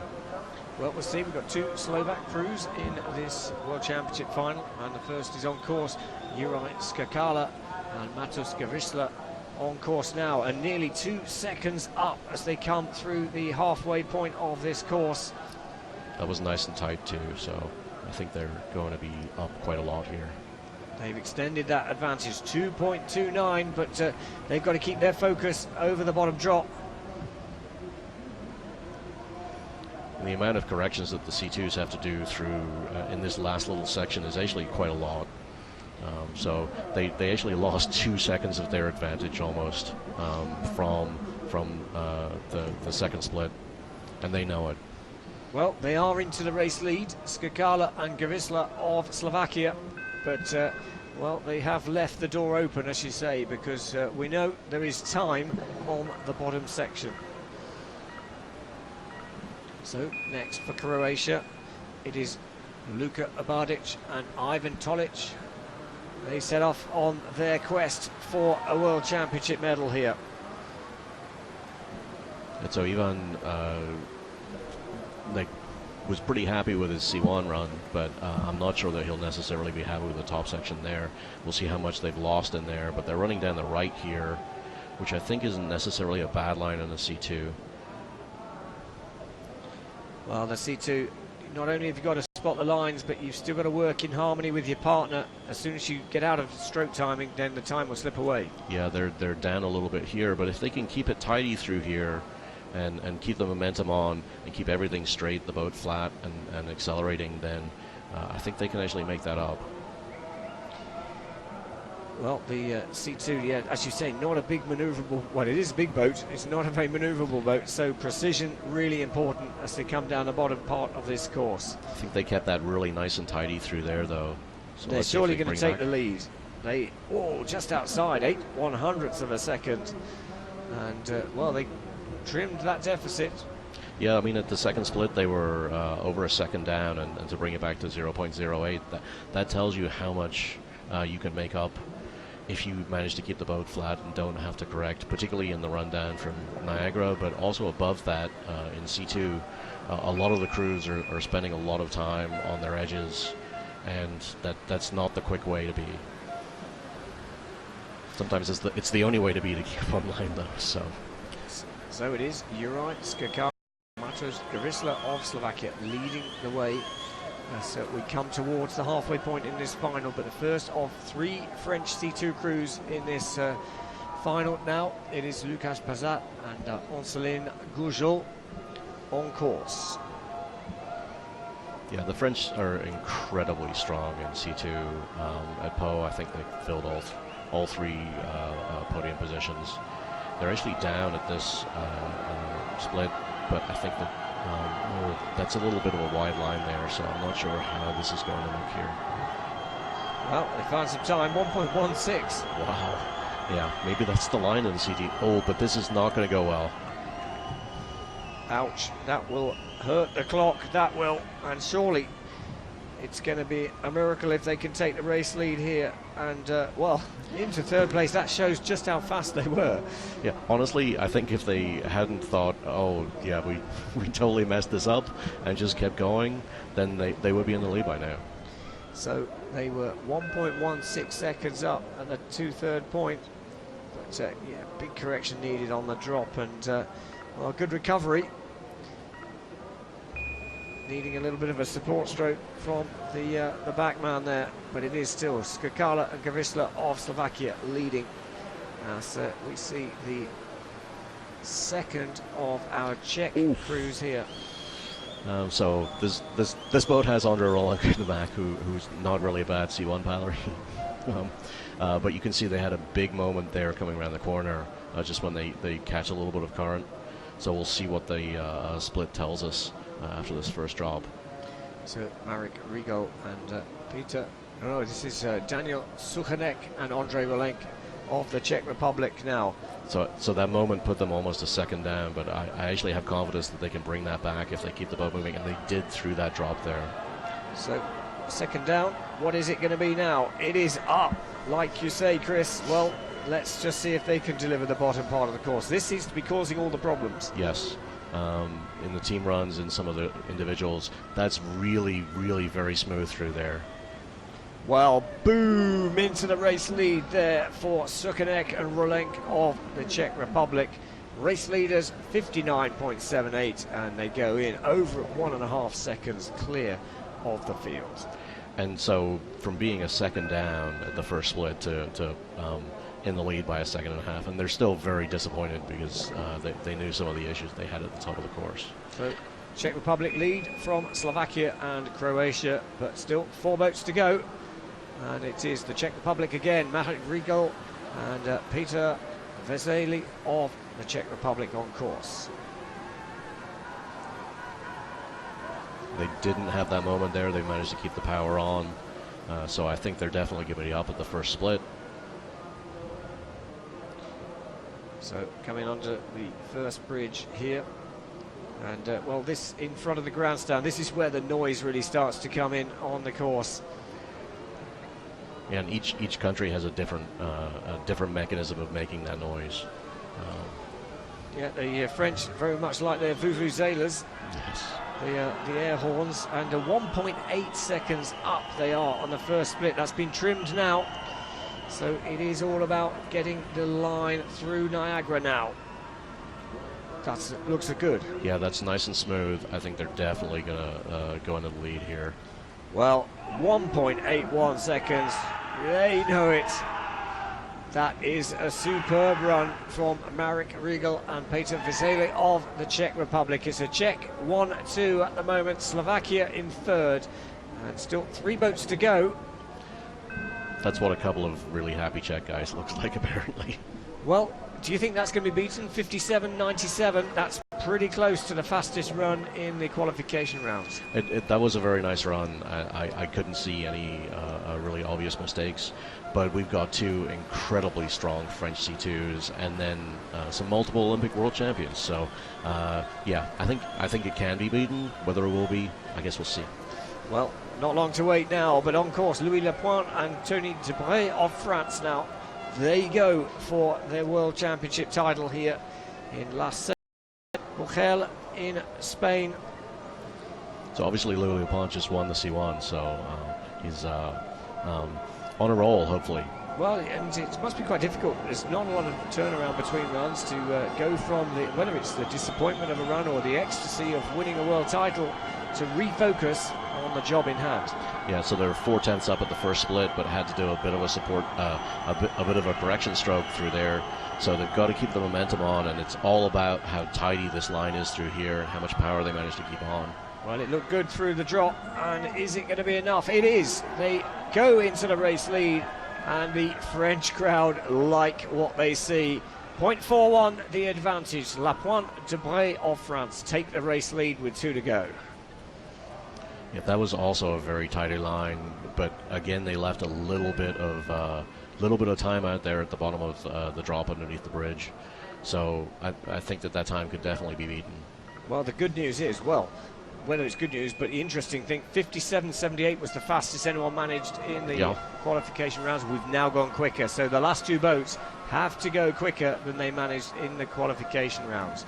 And first to go is Stéphane Santamaria and Quentin Dazur of France.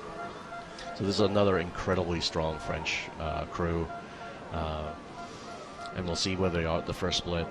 I don't see anything obvious that they're had any issues with.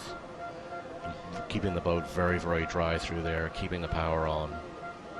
Well, 0.61 down. But this is where LaPlante and Debray had a little bit of a mistake. So can they keep the power on through there? I think they might have brought back some of the deficit. You're right. They have now got a slight advantage, but we know LaPlante and Debray were very good on the bottom section. Yeah, it's all about how tidy it is through here. It's going to be down to the tenths. Let's see who is going to take it here. And it's only 3rd place for Santamaria Dazur of France. LaPlante Debray of France hold on to the race lead, 57.56. And, well, that was a surprise. That actually, I thought their line through the bottom really was quite tidy, but I think they just were kind of toasted by that point. So, well, 1 boat to go to spoil the French party. It is Slovakia's Pavel Horšovný and Peter Horšovný, 3-time Olympic champions in the slalom C2 events. That no longer in the Olympic program. They're focused on this Wildwater canoeing, and well, they were the fastest in the qualification rounds. They had a little bit of a moment there, and I think that's going to show up in the first split. But I think this boat of theirs will actually come into its own a little bit towards the end. You can see how much of the boat is actually out of the water a lot of the time when they're paddling. Well, it's a big deficit, 1.41 down. So they're going to have to be pretty smooth through here, which it looks like they are. That was really nicely done, but whether they're losing a little bit of time here, they brought it back 0.7. Let's see if they can keep doing that. So it's France against Slovakia now for the gold medal here in the men's C2 event. It's going to be close, but it looks like advantage to France. And it is 4th place for the Horšovnys of Slovakia, and France take gold again, the 3rd gold this evening. Louis LaPlante and Tony Debray of France take gold, 57.56, ahead of Marek Rigel and Petr Vesely of the Czech Republic. And then it's bronze for France Stefan Santamaria, Quentin Dazer. So really, that was a tale of the different thirds in the course. Some crews were very, very fast at the top. Some crews had moments at the top that slowed them down. Then sometimes you could bring some of that deficit back. And then the last 50, 60 meters of the course down through Niagara and to the finish also seemed to... Louis and Tony, world champions, congratulations. How does it feel to be top of the pile? So thank you for that. We do the very, very good ride, I think. The first part was very fast. Me and Luis, we was very together. So we can feel it was, I think, the good spin about the boat. And at the end, we just do the small mistake, but the time is very good. So we are very happy. Louis, you've already won one title today by yourself. Is it special to win one with a friend? Yeah, it's very, very cool. We never win in sprints with Tony since 2014. So we want to win every year, and today we win. It's very cool to share this victory with Tony, yeah, my friend. Congratulations, world champions. Well done, boys. Thank you so much. Well, it's great to see the friendship amongst the crews, and how important it is to work in harmony with your partner there and understand exactly how you're going to respond, particularly when you get out of shape. Yeah, that's actually one of the things that in sprint paddling is very, very difficult in C2. Once you take that little bit of an adjustment, can you understand what the other person is going to do to try to fix that? And then it becomes even more in team racing, where Louis LaPlante is actually triple world champion at these championships now, because they won the C2 team race as well. So C1, C2 team. Well, what a finish there. But we're not done yet, because we still have the women's C2 event. But it is the third gold medal for France in this competition. And Louis LaPlante and Tony Dupre, who we heard from just there, of France, take the gold medal in this men's C2 final here at the World Championships for Wildwater Canoeing here, live from Spain. And up next will be the women's C2.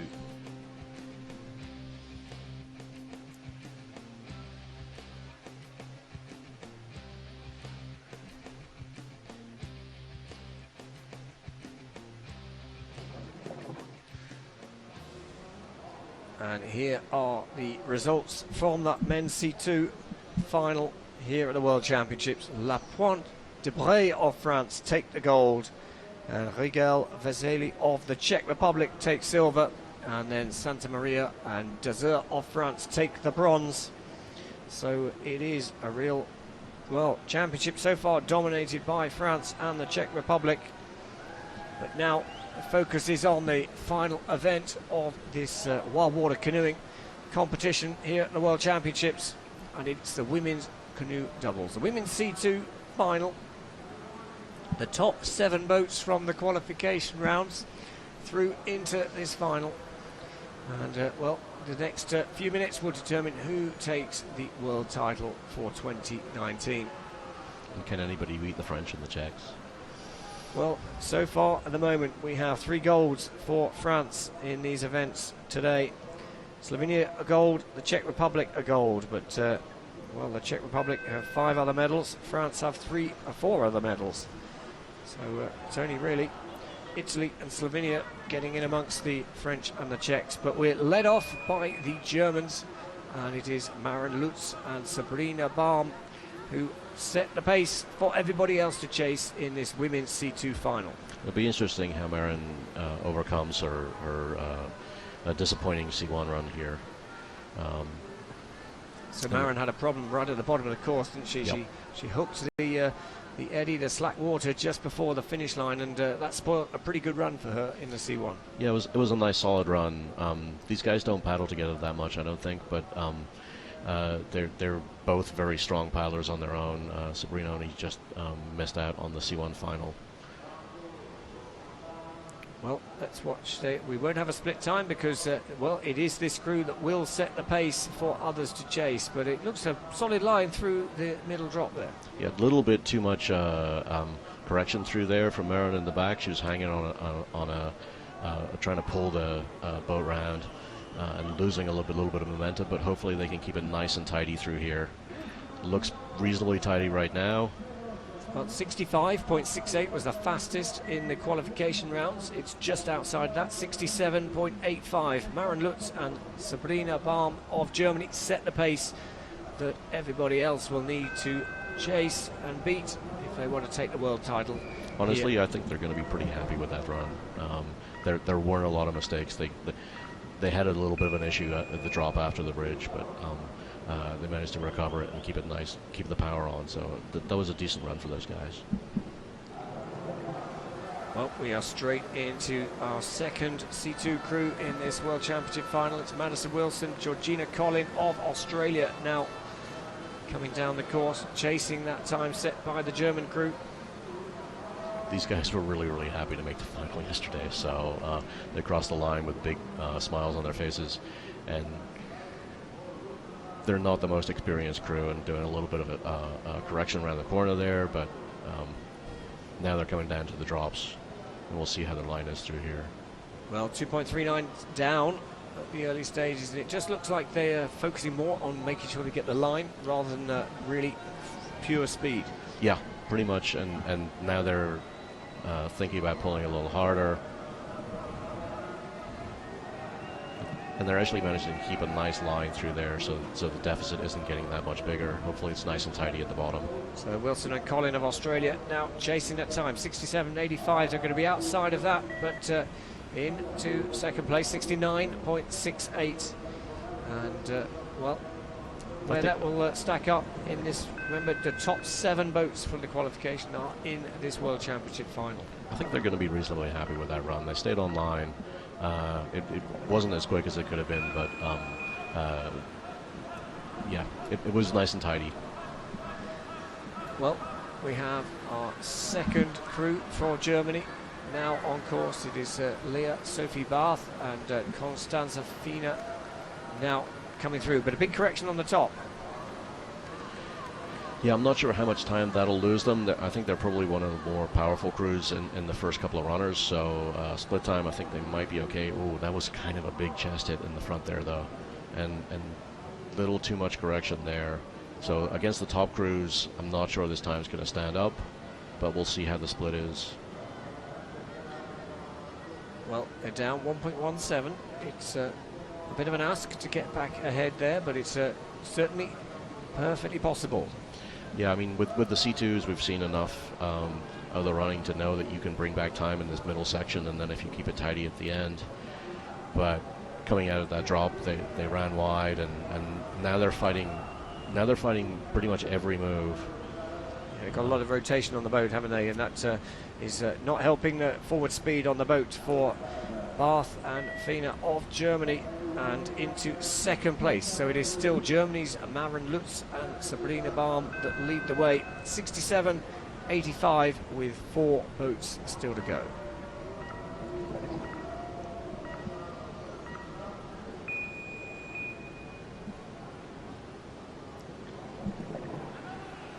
So straight into our next crew, and it is the crew from Slovakia, Katerina Kuponova and Victoria Sholskova of Slovakia. I'm glad you're doing that bit. It's as they come down the top part of the course, they are looking like they well, a little correction there. That's not too bad through there. It's really kind of a tricky corner in a C2 to keep the power on and not slide out. Tell me what you see, they're a little out of time here. Slightly offline. Tell me the different roles in the back. I know in slalom C2 the sort of the rear person is really the powerhouse. Their job is to provide the engine, and the person at the front is a bit more of the steering. How is it in it's completely the opposite. So you can actually see in this boat, like front paddler is just like, okay, I'm just going, and the back person is, okay, I'm going to try and put the boat in the right place. Again, it's all about communication, but it is slightly different. Well, coming down through the finish line, it's going to be outside the lead time. You can see the boat crabbing to the finish, and it is Kupanova and Sholozova of Slovakia going into 4th place. So Maren Lutz and Sabrina Baum of Germany holding firm at the top of the leaderboard at the moment with 3 boats to go. And these are the 3 strongest boats, you would think, from previous form. Well, and here we are, the only Italian crew in this final. It's Marlena Ricciardi and Cecilia Panato, who were, well, very accomplished individual single C1 paddlers, so you'd expect them to be quick in this C2 event. Yeah, Cecilia been a world champion, and Marlena's been there or thereabouts for a long time. Is an incredibly experienced and powerful paddler. So I think they'll be up here. No, they're not. Actually kind of surprised about that. That's a really fast time from Maren and Sabrina then. Well, let's watch, because this is where it makes or breaks the run. Yeah, a little bit of a correction for Marlena in the back there to straighten it up and stop the boat going wide. Can they keep it flat and keep the boat running? Well, they've halved the deficit at the second split. Can they keep that momentum and take the race lead here? Just has to be smooth through here, and they could take it. It's going to be super close, and it is super close, but it's the right side of super close, because by 3/100ths of a second, then they take the lead. Ricciardi and Panato of Italy are our race leaders. They're guaranteed a medal. What colour will it be?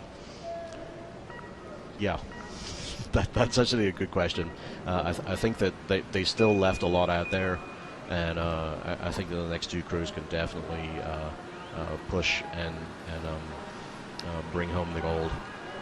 So, well, the first of those remaining 2 crews, it is Marie Nemkova and Teresa Neblova of the Czech Republic on course in this light blue boat, storming down the course. Again, this is so Marie had that disappointment right at the bottom of her C1 run. There they took a chest hit and got thrown a bit sideways, so I'm not sure their split time at the top is going to be that great, but they're both very experienced, powerful paddlers. Again, there's more correction in there, though. The boat needs to stay flat and keep running. They are up, though. Yeah, they were up, and we know that that was Ricciardi and Panato's weak point, really, was the top section, wasn't it? So yes. They've got to keep it smooth, and this is not going to help. Yeah, I mean, just running too close to the side with the acceleration that comes out, and now they're 2 seconds down. That's not going to come back. But it might come back for a medal. You're right, they're still in contention. Let's see. Neblova of the Czech Republic now into 3rd place for now with 1 boat to go. So it's still Marlena Ricciardi and Cecilia Panato of Italy leading at this stage. 1 to go. Yeah, and we've seen how easy it is to make a mistake on this course like that, and so anything can happen in this last run. Well, here is the last crew. It is the French crew of Elsa Gobert and Margot Beziat, who are going for gold here, and they could spoil the Italian party. Big French crowd here cheering everyone down already in this part of the competition. France have taken 3 golds and 4 other medals. Yeah, it was a really nice tight line through there, keeping it in the fast-moving water. No chest hits through the corner. Bit of a pull to keep things straight there, and the boat isn't flat coming through here. So again, there's time being left out there, but I think they're up by quite a lot. So it is theirs to lose now as they come under the bridge.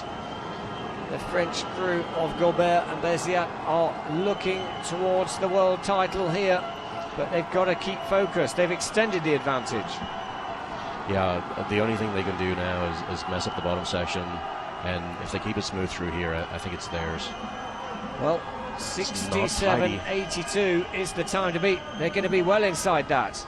65.80, and they've smashed it. Elsa Gobert and Margot Beziat are world champions for 2019, representing France. And, well, another gold medal for the French team. Yeah.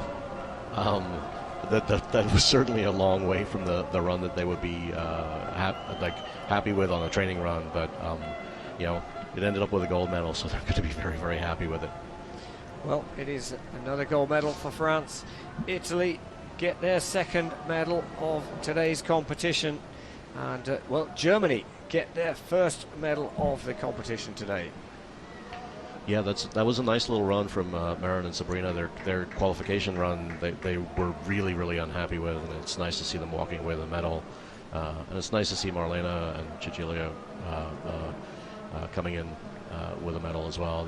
Their run, again, I think they could have done better, but bringing back 2 seconds, yeah, that's a bit of a rough ask. It is indeed. There are our world champions for France, Elsa Gobert, Margot Beziat in the women's C2 event for the 2019 World Championships. Well, they are pleased, and justifiably so. They've not just won it, they have stormed it by over 2 seconds as they come down towards the scrutineering area. And, well, this competition, here is the classification. Confirmation, Gobert Beziat of France take gold ahead of Ricciardi and Panato of Italy. And Germany take their first medal today. Lutz and Baum, the early leaders, hold on for the bronze medal. So your reflections there, Chris, on that women's C2 competition. I mean, the margin of victory in the end is actually kind of surprising, looking at the runs themselves. But I think, you know, the competition was really pretty tight down after the winning run. So you can't take it away from those French guys. They did a really great run.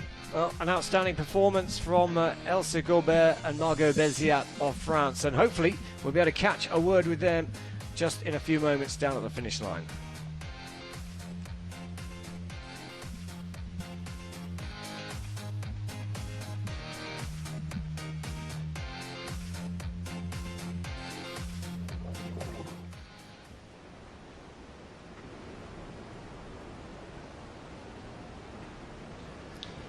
Well, we're just waiting now as we reflect on this Wildwater Canoeing World Championships.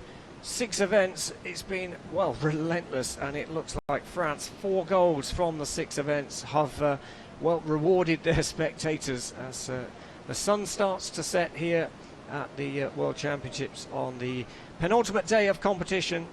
And, well, it is France take 4 gold. Slovenia take gold and the Czech Republic take gold. But what a competition here in these Wildwater Canoe World Championship finals. And 2019 has brought a treat. Your highlight from the 2019 competition, Chris? That's a tough one. I mean, the competition has been so tight in so many of the categories that you know, I mean, finishing, what was it in men's K1, 7 boats within 1.01 seconds. I mean, like the quality of the paddlers and just the quality of the course as well. I mean, it's been fantastic to watch. I've actually been trying to keep up here. And I've gotten really invested in watching this, so I'm really thankful to be here and have these screens in front of me and be able to know exactly what the times are. So, well, thank you very much for joining me, Chris Norbury from the ACA, myself, Andy Maddock. It's been a pleasure to be with you on these 6 competitions, and the French have dominated today, but for myself and Chris, it's goodbye.